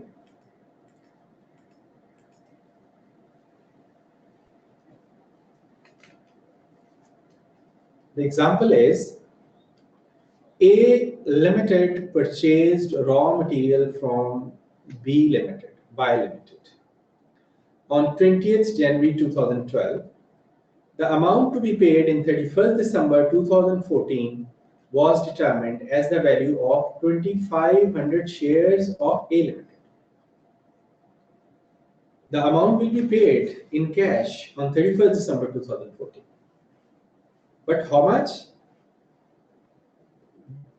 Value of 2,500 shares at that point in time.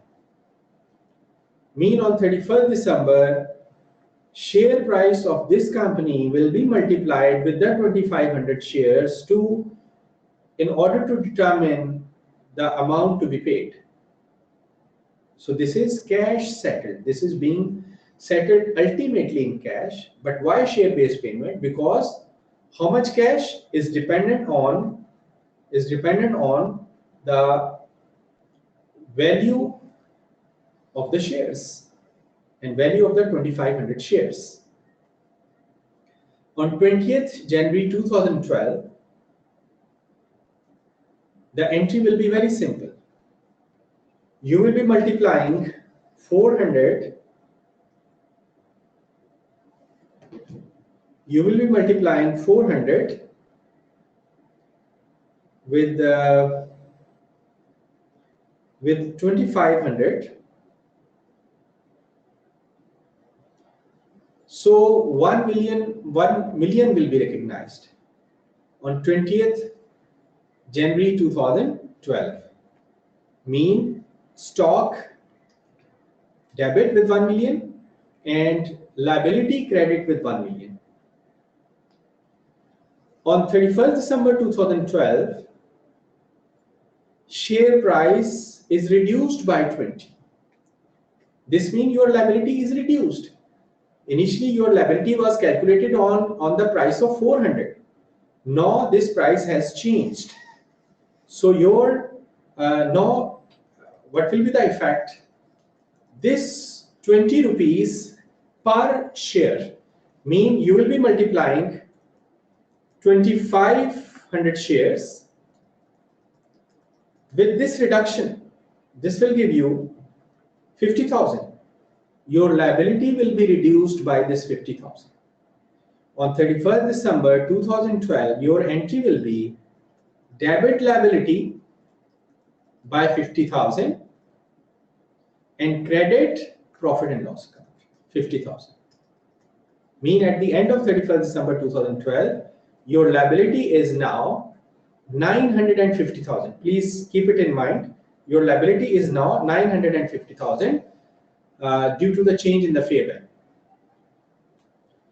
Then, when financial statements will be prepared on 31st December 2013, the share price is 390,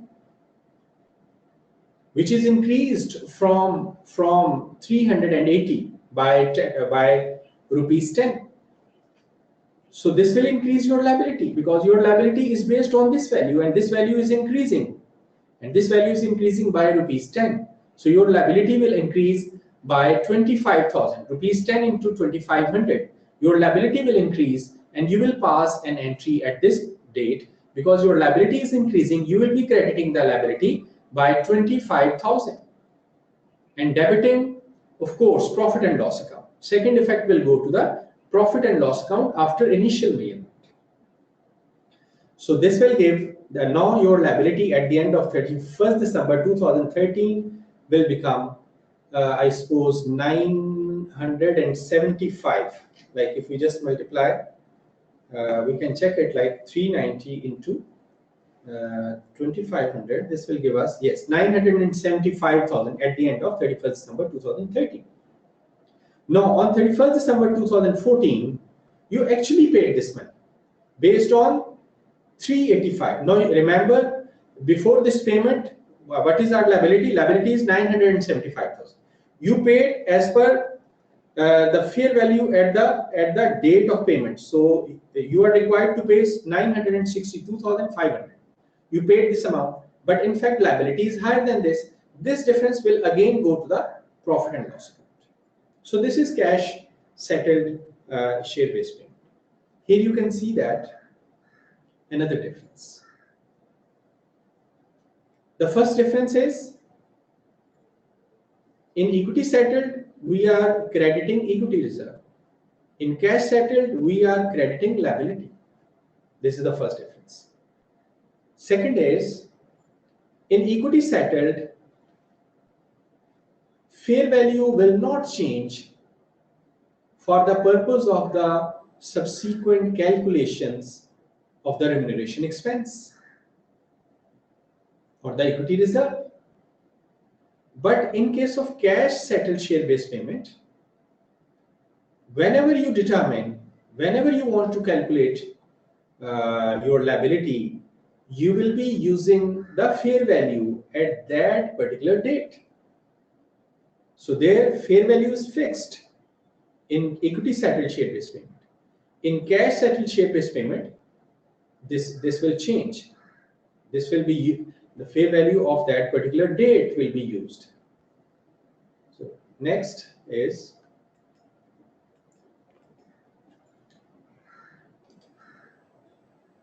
subsequent measurement.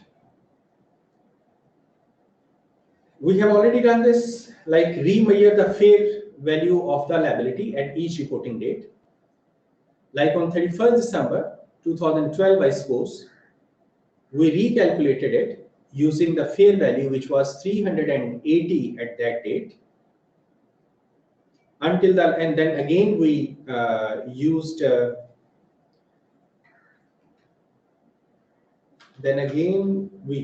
like 380 to calculate our liability. Then at the end of 2013, we used 390 to calculate the liability, and we paid at 385, and the difference was charged to the profit and loss account. So the same is written over here. We have already discuss this concept with the help of this example. Like remeasure the fair value of the liability at each reporting date. 31st December 2012, 31st December 2013, 31st December 2014, until the liability is settled, and at the date of settlement with any change in fair value are recognized in profit or loss for the period. So this is the subsequent measurement. Okay.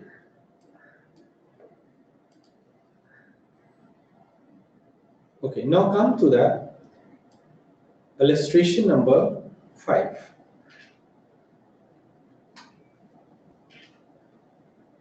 Illustration number 5.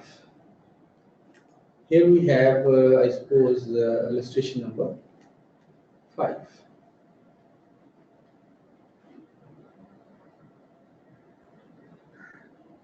Illustration number. It's not there. Illustration number. Yes, illustration number 5.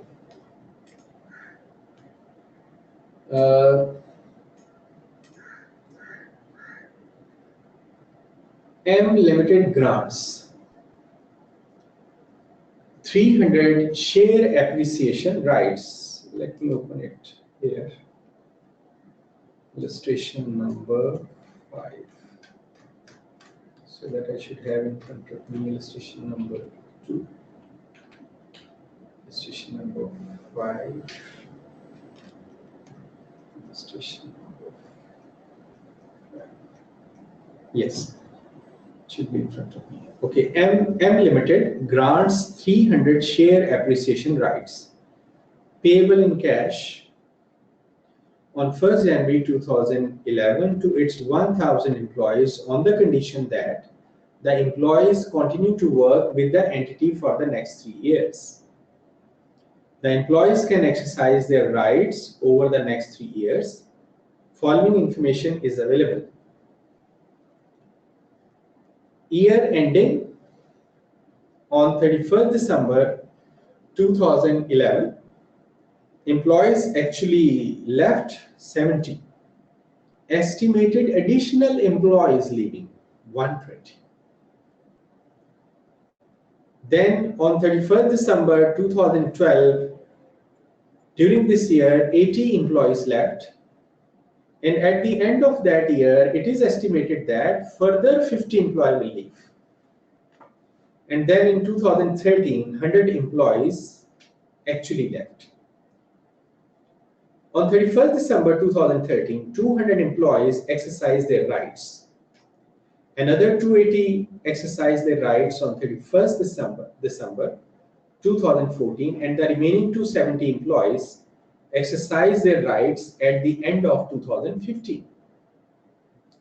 M Limited estimates that the fair value of the share appreciation right (SARs) at the end of each year in which a liability exists as shown below. At the end of year 3, all share appreciation rights held by the remaining employees vest. The intrinsic value of the SAR at the date of exercise at the year 3, 4, and 5 are also shown below.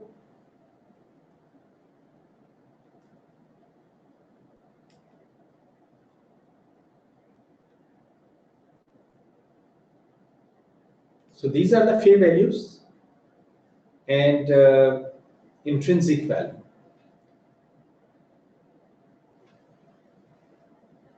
Okay, required. Calculate the amount to be recognized in the income statement of each of the 5 years ended 31st December 2015.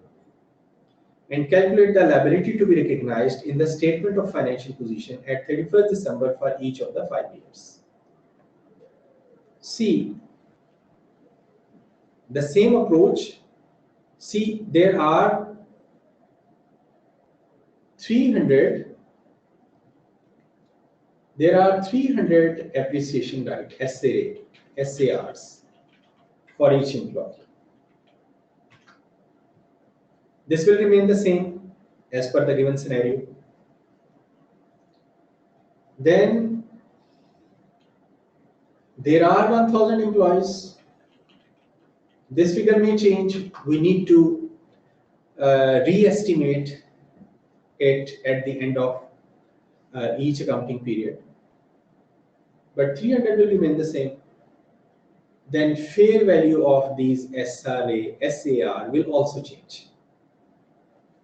Only the fixed amount is, in the given scenario, is 300.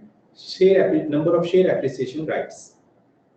Estimated number of employees will change as the time passes. Expected to be changed as the time passes. And in this, we are allowed to use the fair value at the end of particular reporting period. So this means at the end of 2011, we will calculate the total remuneration expense by multiplying 300 with expected number of employees. And that expected is, if we just look at the table, we can see that 70 actually left at the end of 2011. And we expect that 120 in addition to these employees will leave. So this means this will add up to 190. 810 employees will be there at the end of the vesting period. This is the estimate at the end of 2011. So this means 300 into 810, which is number of employees, into fair value. Now we'll have to see the fair value at the end of 2011, the date at which we are going to make the entry for this expense. And that is given over here, that is 13.1. So this means 300 into 810 into 13.1. This will give us the total expense. This will give us the, let me use the answer. This one there.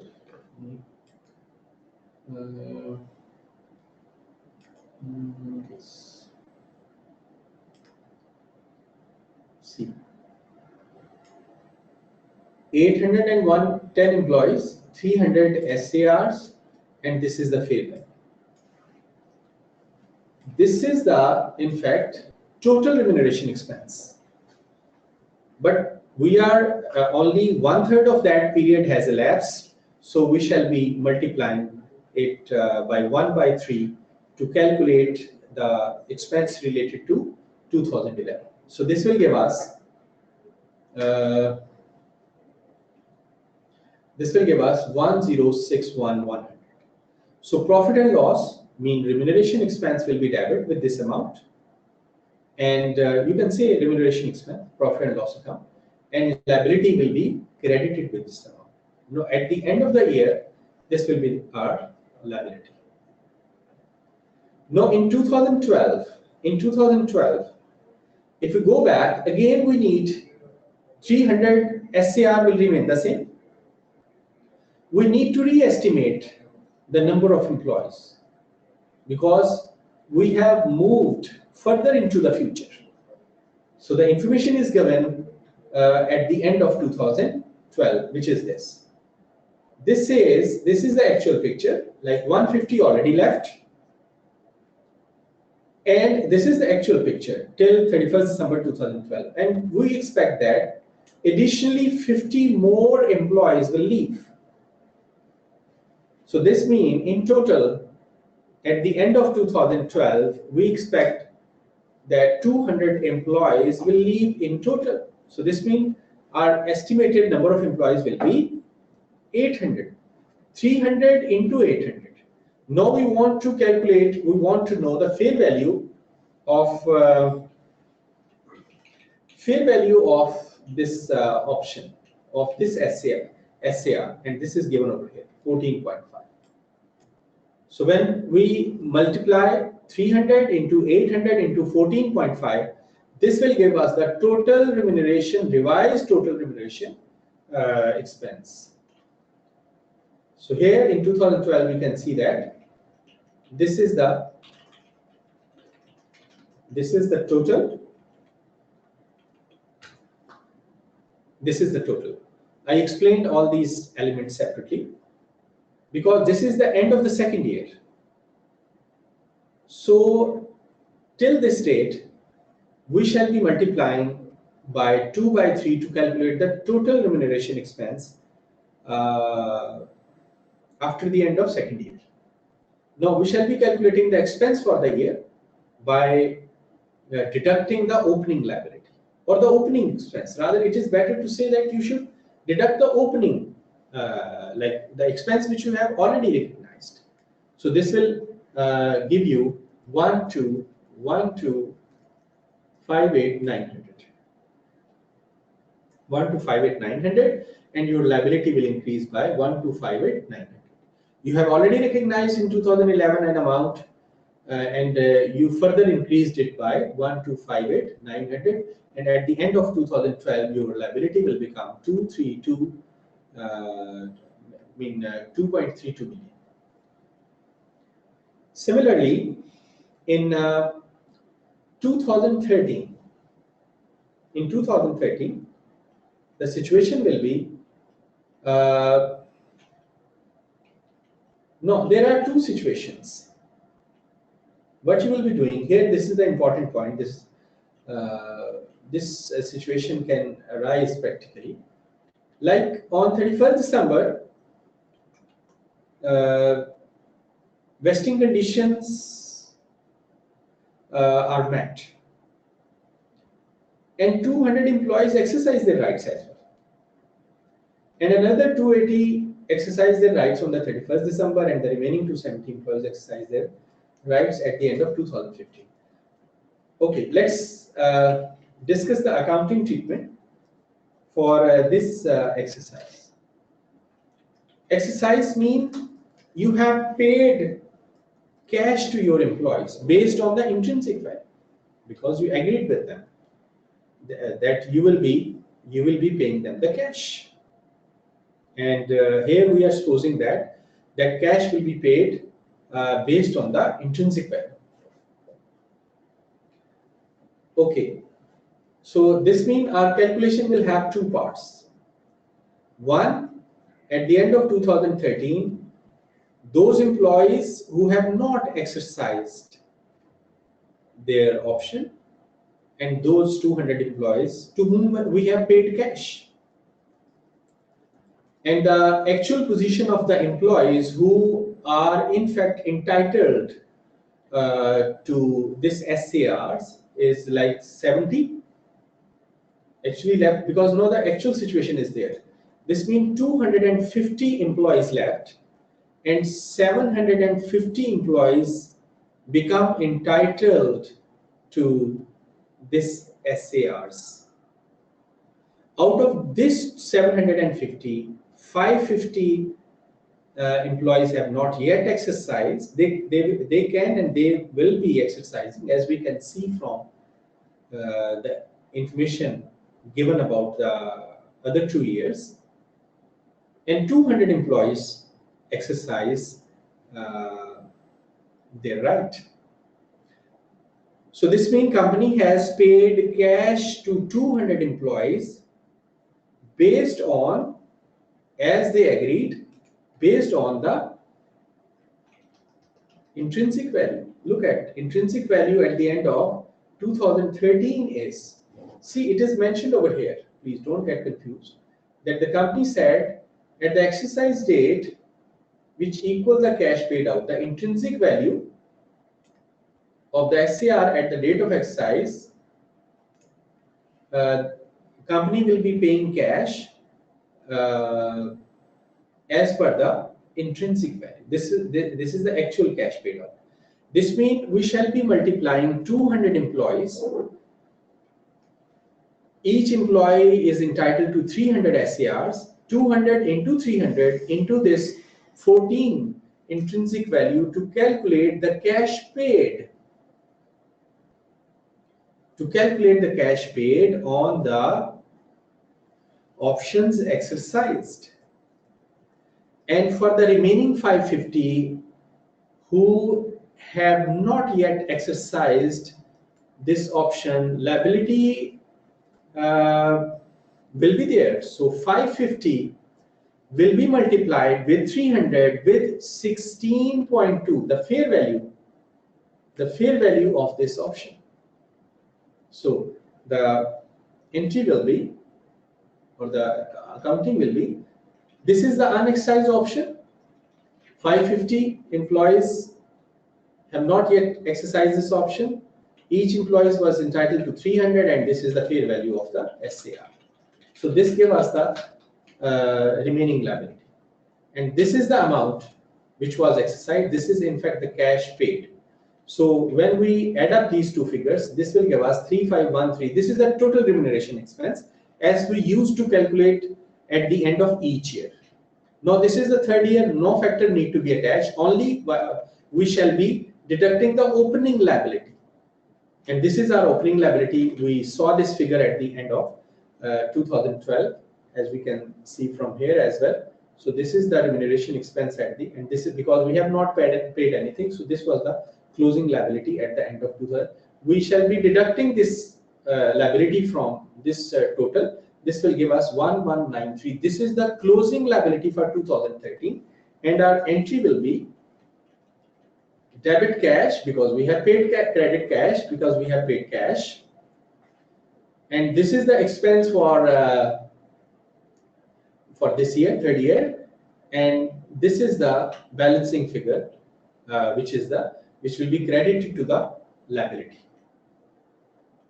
So this is the journal entry, and this is the way you will be calculating when the cash settled share-based option, share-based payments are being exercised, and there are unexercised portion as well. So liability will continue for the unexercised portion. Okay, now in 2014, further 280 employees exercise their option, and the same way we shall be multiplying this with 300 and the fair value and the intrinsic value. This will give us the total remuneration expense. We will be deducting the opening liability. This will give us the expense for the year. Sorry, I wrongly mentioned expense for the year as if it was the closing liability. This is in fact the expense for the year. You can use this formula for the calculation of the expense for the year, and the double entry will remain the same. You have paid cash, so cash will be credited in this, and this is your profit and loss account, and the balancing figure will go to your liability. So your liability account will in fact become zero towards the end of this transaction. Similarly, in 2015, all the remaining employees exercise their option. So this way you will be calculating, and then when you reduce this with opening liability, this will give you 153,900. This is your expense for the year, and you have made this entry. You have like cash credit because this is the actual cash which you have paid, and debit profit and loss account. Both figures are calculated from here, and liability is the balancing figure. And by the end of this is the account. If you can see that liability is building up, all this account is based on the entries which we made in the earlier part of this answer. You can see that this is building up here. Profit and loss account, we are charging it as an expense, and then in 2013 you can see that it is further building up, but thereafter it started decreasing, and by the end of 2015 it is reduced to zero. As we can see from when you will be looking at the recording, you can get more this will be explained to a further extent. Okay, now let's move further.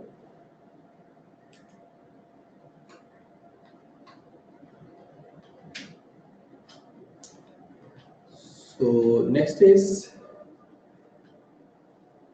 we have seen the illustration. Now we move to the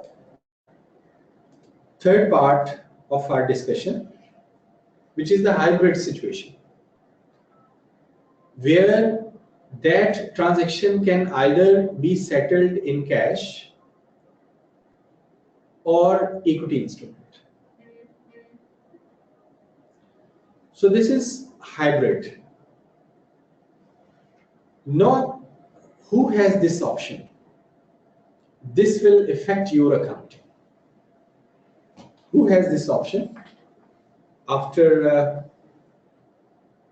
few minutes, we shall be having a Maghrib prayer break. Anyway, we continue what we are discussing till that time. There are two possibilities. One is that option, that decision is lying with the option holder, the other party, not company. The other party will decide at the vesting date whether that party wants cash or shares. This is one situation. Other is the company will decide. The company will decide about the settlement. Will it pay cash or shares? The company will decide. So we shall discuss each of these options in turn. First of all, we are going to discuss when the other party, when the counterparty has a choice of settlement. When the counterparty has a choice of settlement. What will be the initial measurement? Now the situation is there is a share-based payment that can be settled either in cash or equity instrument. And who will decide?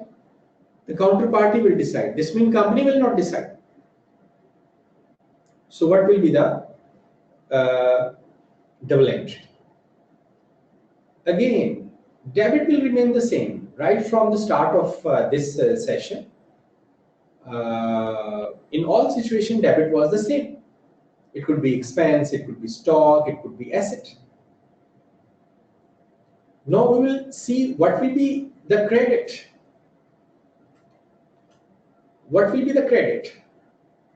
Credit will be X and Y. What is X? X is basically fair value of the debt instrument at grant date. And Y is basically fair value of equity alternative minus X. This means, first of all, this is the case of employee. If you just recall, when we discussed equity settled share-based payment, the measurement was different for employee and the measurement was different for other parties or the parties other than employees.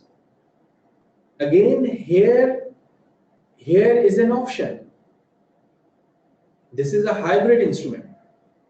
So here again what we did, we are measuring X and Y first in case of employees, and obviously this is a double entry. Expense will be simply an addition of these two figures. So this is for employee. This treatment is for employee. Now let's have a look at illustration number 6. Illustration number 6 is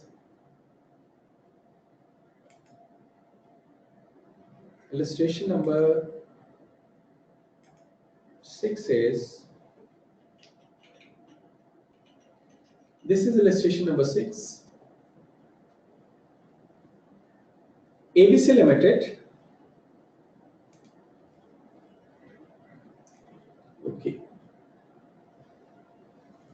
Actually, two keyboards are in front of me, and sometimes I suppose I'm pressing the keys of others. Anyway, ABC company, yes, ABC company grants an employee the right to choose either the right to a cash payment equal to the value of 1,000 shares of ABC company after 3 months, or 14,000 shares of ABC company after 6 months. So this is equity alternative, 14,000 shares, and 1,000 shares is the cash alternative. The grant is conditional upon the completion of 3 years service. If the employee chooses the share alternative, the shares must be held for 3 years after the vesting date. The face value of one share is rupees 10. At grant date, the entity's share price is rupees 104 per share. At the end of year 1, 2, and 3, the share price is rupees 104, rupees 112, and rupees 124 respectively. The entity does not expect to pay dividends in the next 3 years. After taking into account the effects of the post-vesting transfer restrictions, the entity estimates that the grant date fair value of the share alternative is rupees 100 rupees per share. Pass the journal entries to record share-based payment for each of the 3 years, including entries if settled in cash, settled in shares. See, if we go back to our slide, we can see over here. First of all, we shall measure X. What is X? Fair value of the debt instrument at the grant date. And what is the fair value of the debt instrument at the grant date? And that is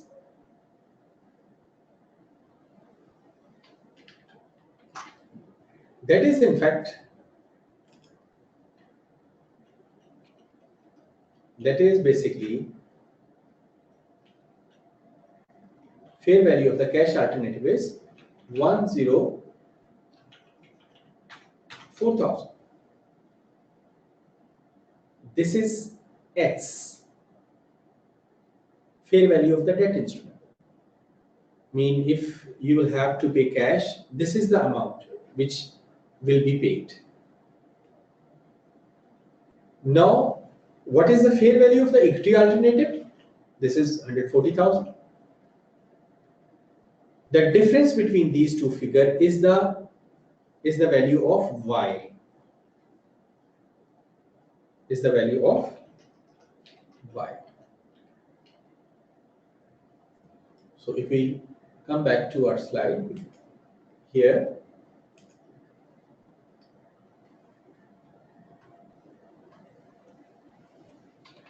see 104,000. 104,000 is X, in fact, and Y is fair value of equity instrument is 140,000 because that is 1,400 shares minus X, which is 104. This means Y is 36,000. 36,000 is Y, and 104,000 is X. No, because these two figures are cumulative. These will vest over a period of 3 years. So what we will do, we will multiply these two figures with 1 by 3 to calculate the liability account and equity account charge for this first year. Y is 36,000. When we will divide it by 3, this will give us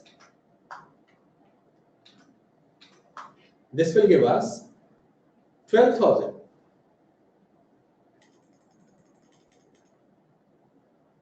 $36,000 and 104. This is the cumulative figure. But because this is the first year, we divided it with 3 and 3 to calculate the amount to be credited over here in the first year. So this is simply the sum of these two figures.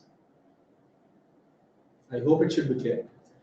Now, subsequently, what happens in year 2 and 3. See, so far as this 12,000 is concerned, this will remain there. Equity portion will not be recalculated. As we learned in the equity settled share based payment, you will not change the fair value because this figure is calculated using the fair value at the date of grant of that option. So this will not change. So in year 2, in year 3, this will remain the same. You can see from here. See, in year 2, you can see that 12,000 is being credited. In year 3, you can see that 12,000 is being credited. But the debt portion, which is this, is being determined each year. Like in year 2, in year 2, you can see that in year 2, you can see that it is 40,000. 12,000 is remain the same. What is 40,000? You can note that we remeasured the liability portion as we learned in the case of cash settled share based payment, whereas equity portion will remain the same as in case of the equity settled share based payment. So 1,000 shares into now at the end of second year, the price has become 112, and this is second year. So this factor will give us the total liability at the end of second year. We will deduct the liability as we used to do in earlier illustrations. So this will give us the liability portion for second year. Similarly, in year 3,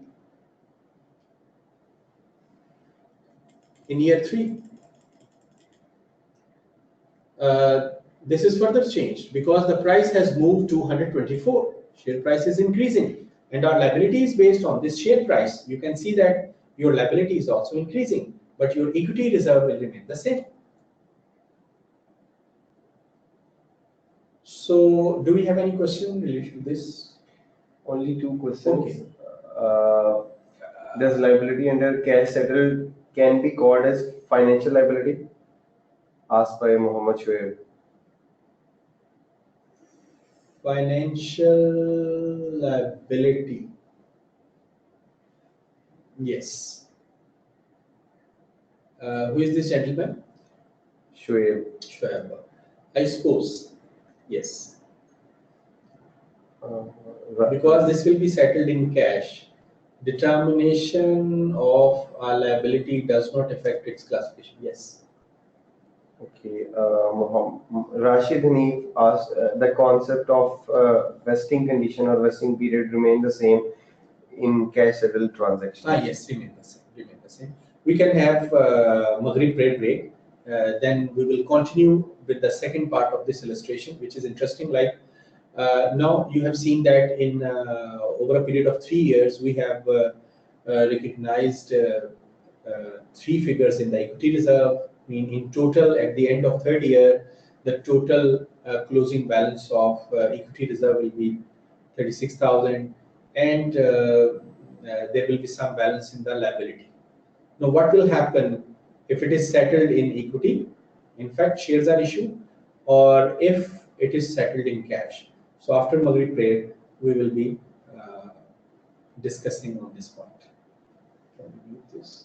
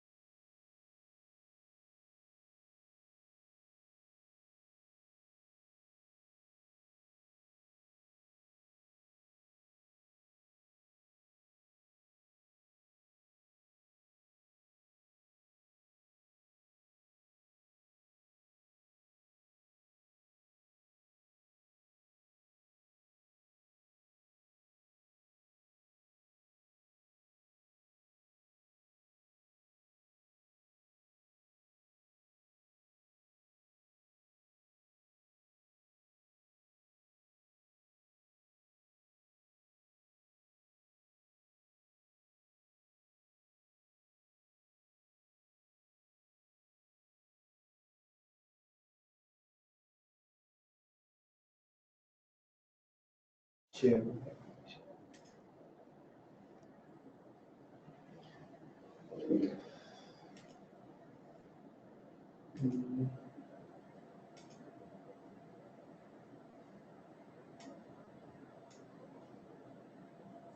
Just squeeze it down. Okay. This can be minimized. Okay. So now we come to the second part of this illustration. We can see from here, I have given here two situations. One is if it is settled in cash.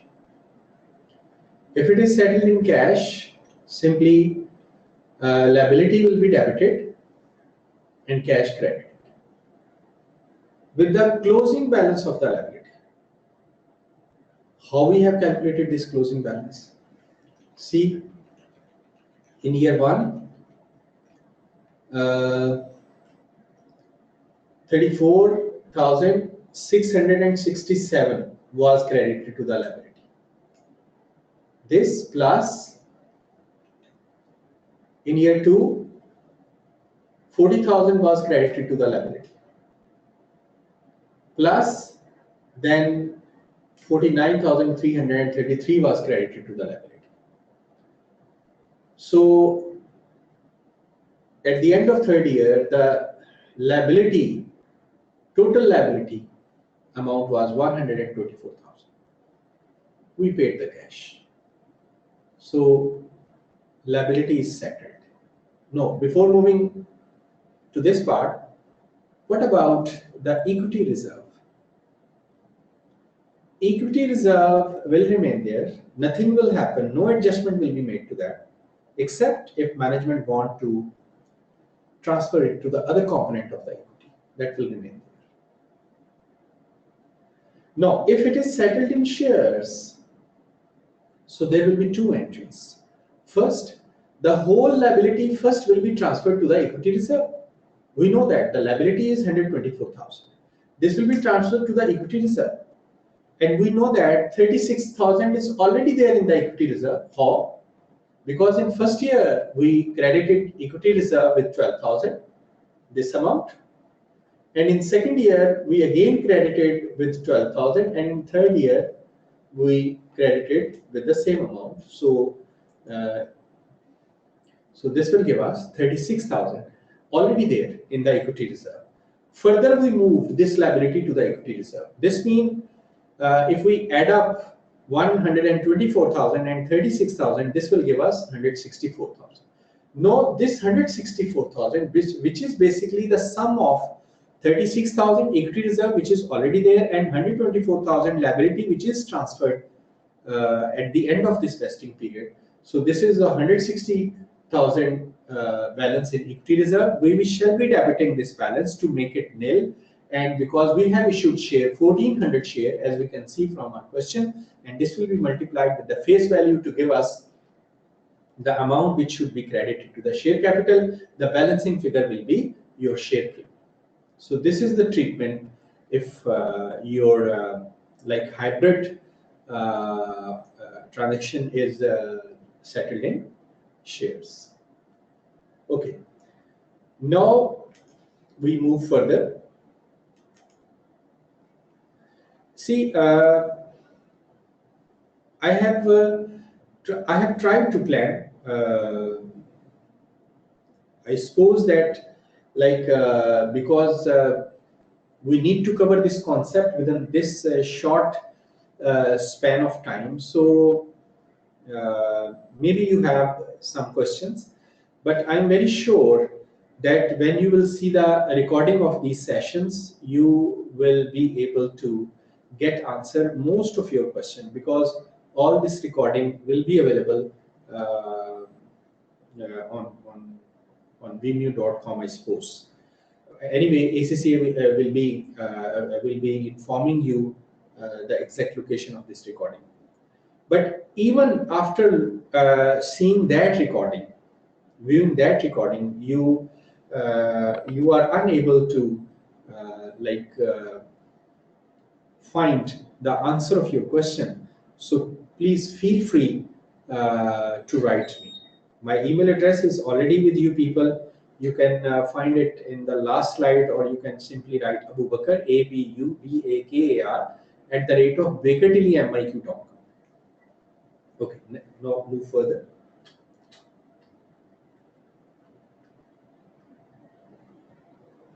No, when the counterparty has, we have discussed, okay, parties other than employees. We discussed the situation of employees. If it is a party other than employees, then first you will measure the expense, as we did in case of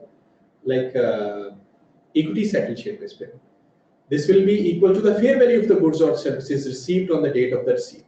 So this will become this value, and thereafter you will measure the fair value of X, which is the liability portion. The residual value is the Y. This is the balancing figure. This approach is the same if you recall International Accounting Standard 32, where you issued an hybrid instrument, and while recording that instrument, you bifurcate it into debt and equity, and whereby debt is calculated and equity is the residual value. The same approach is here. Subsequently, at the date of settlement, the entity shall remeasure the liability at its fair value. If the entity issues equity instrument on settle, rather than paying cash for the debt component, the liability shall be transferred direct to equity as the consideration for the equity instrument. If the entity pays in cash on settlement rather than issuing equity instrument, that payment shall be applied to settle the liability in full. Any equity component previously recognized shall remain with an equity. See, I have already illustrated this whole concept with the help of settled in cash and settled in shares. So this is basically the practical illustration of this write-up.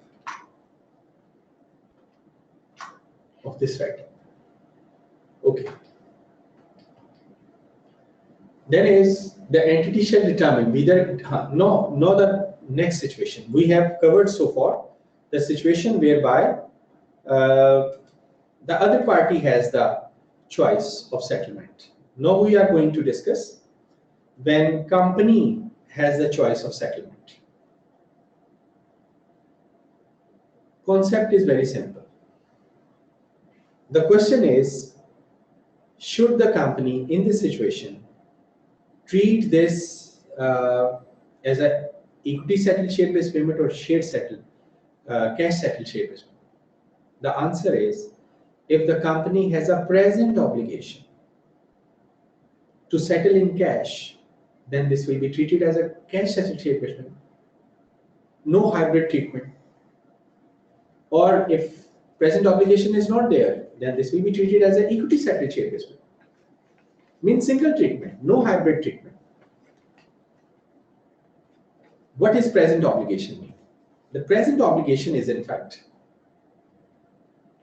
the present obligation is entity has a present obligation to settle in cash if the choice of settlement in equity instrument has no commercial substance. For example, because the entity is legally prohibited from issuing shares, or the entity has a past practice or a stated policy of settling in cash, or generally settles in cash whenever the counterparty asks for cash settlement.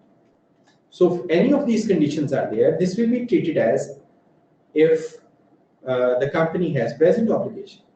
If none of these conditions are there, if present obligation is not there, then this will be treated as equity settled share-based payment. So the remaining accounting of cash settled and equity settled we have already covered in the start of our discussion. Now, what happened on settlement? Okay, if the entity elects to settle in cash, the cash payment shall be accounted for as the repurchase of an equity shares. Like you have already treated it as equity settled share-based payment. Now you are settling it, but that settlement is being made in cash. Then that equity reserve will become debit and cash will become credit as a repurchase of that equity element. Second is if the entity elects to settle by issuing equity instrument, no further accounting is required because you have already equity reserve and shares are being issued. That equity reserve, like if the entity elects to settle by issuing equity instrument, no further accounting is required other than a transfer from one component. I mean, that will become the share capital. If the entity elects the settlement alternative with the higher fair value as at the date of settlement, the entity shall recognize an additional expense for the excess value given. The excess value is the difference. See, at the date of settlement, if you are settling it for a value higher than the amount which you have recognized, so that excess will be transferred to the profit and loss account. Then is the cancellation or settlement. On cancellation or settlement, you will be accelerating the vesting, and any payment shall be accounted for as repurchase of equity instrument granted. Any excess shall be recognized as expense or remeasure the liability at settlement date and account for extinguishment of the liability.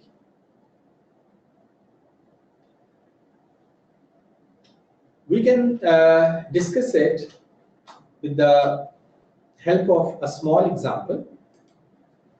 Like here is an example whereby you can see that a company had granted share options for 2,000 shares. The fair value of the shares was 1 million and the company paid 1.2 million cash to settle the options. Earlier, an amount would have been credited to equity. On payment, an amount of 1 million is debited to equity and the balance 200,000 is treated as an employee-related expense. Effectively, 1.2 million would be charged to employee expense. This is cancellation, settlement, or modification. Simply, if you are paying more, that will become your expense. Modifications. Modification is basically the incremental fair value granted.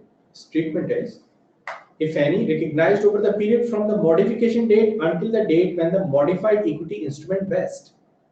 Don't worry. Apparently, it seems perhaps we are going to discuss something very difficult, but I tried to explain it with a small example. Like you can see from here, what is the treatment? Like this is a small example whereby you can see that Copra company issued 5,000 options with a 5-year vesting period to its employees in 20x5. The options have an exercise price of $10 per share and the fair value determined at the grant date was 80,000. In 20x7, due to a prolonged decrease in Copra's share price, it decided to reduce the exercise price to $3 per share. The fair value of the original share options at the date of the modification is $20,000, while the fair value of the modified share options at the date of the modification is $75,000. Since the modification increases the fair value of the share options by 55,000, determined at the modification date, Copra would not only recognize the $80,000 amount based on the grant date fair value over the remaining vesting period, but also 55,000 over the remaining vesting period. This is the treatment of the like modification.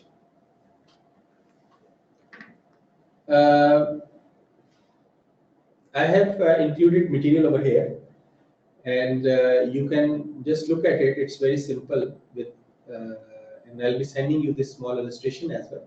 So this is about the group, group transactions. And thank you very much. I'll repeat again that there may be some questions. If they are unanswered, even after watching the recording, please feel free to ask those questions. I can mention my email address over here in case you have any question. Please feel free to ask that question, because we have certain limitations during this session. So that's why sometimes it is not possible to take many questions. Anyway,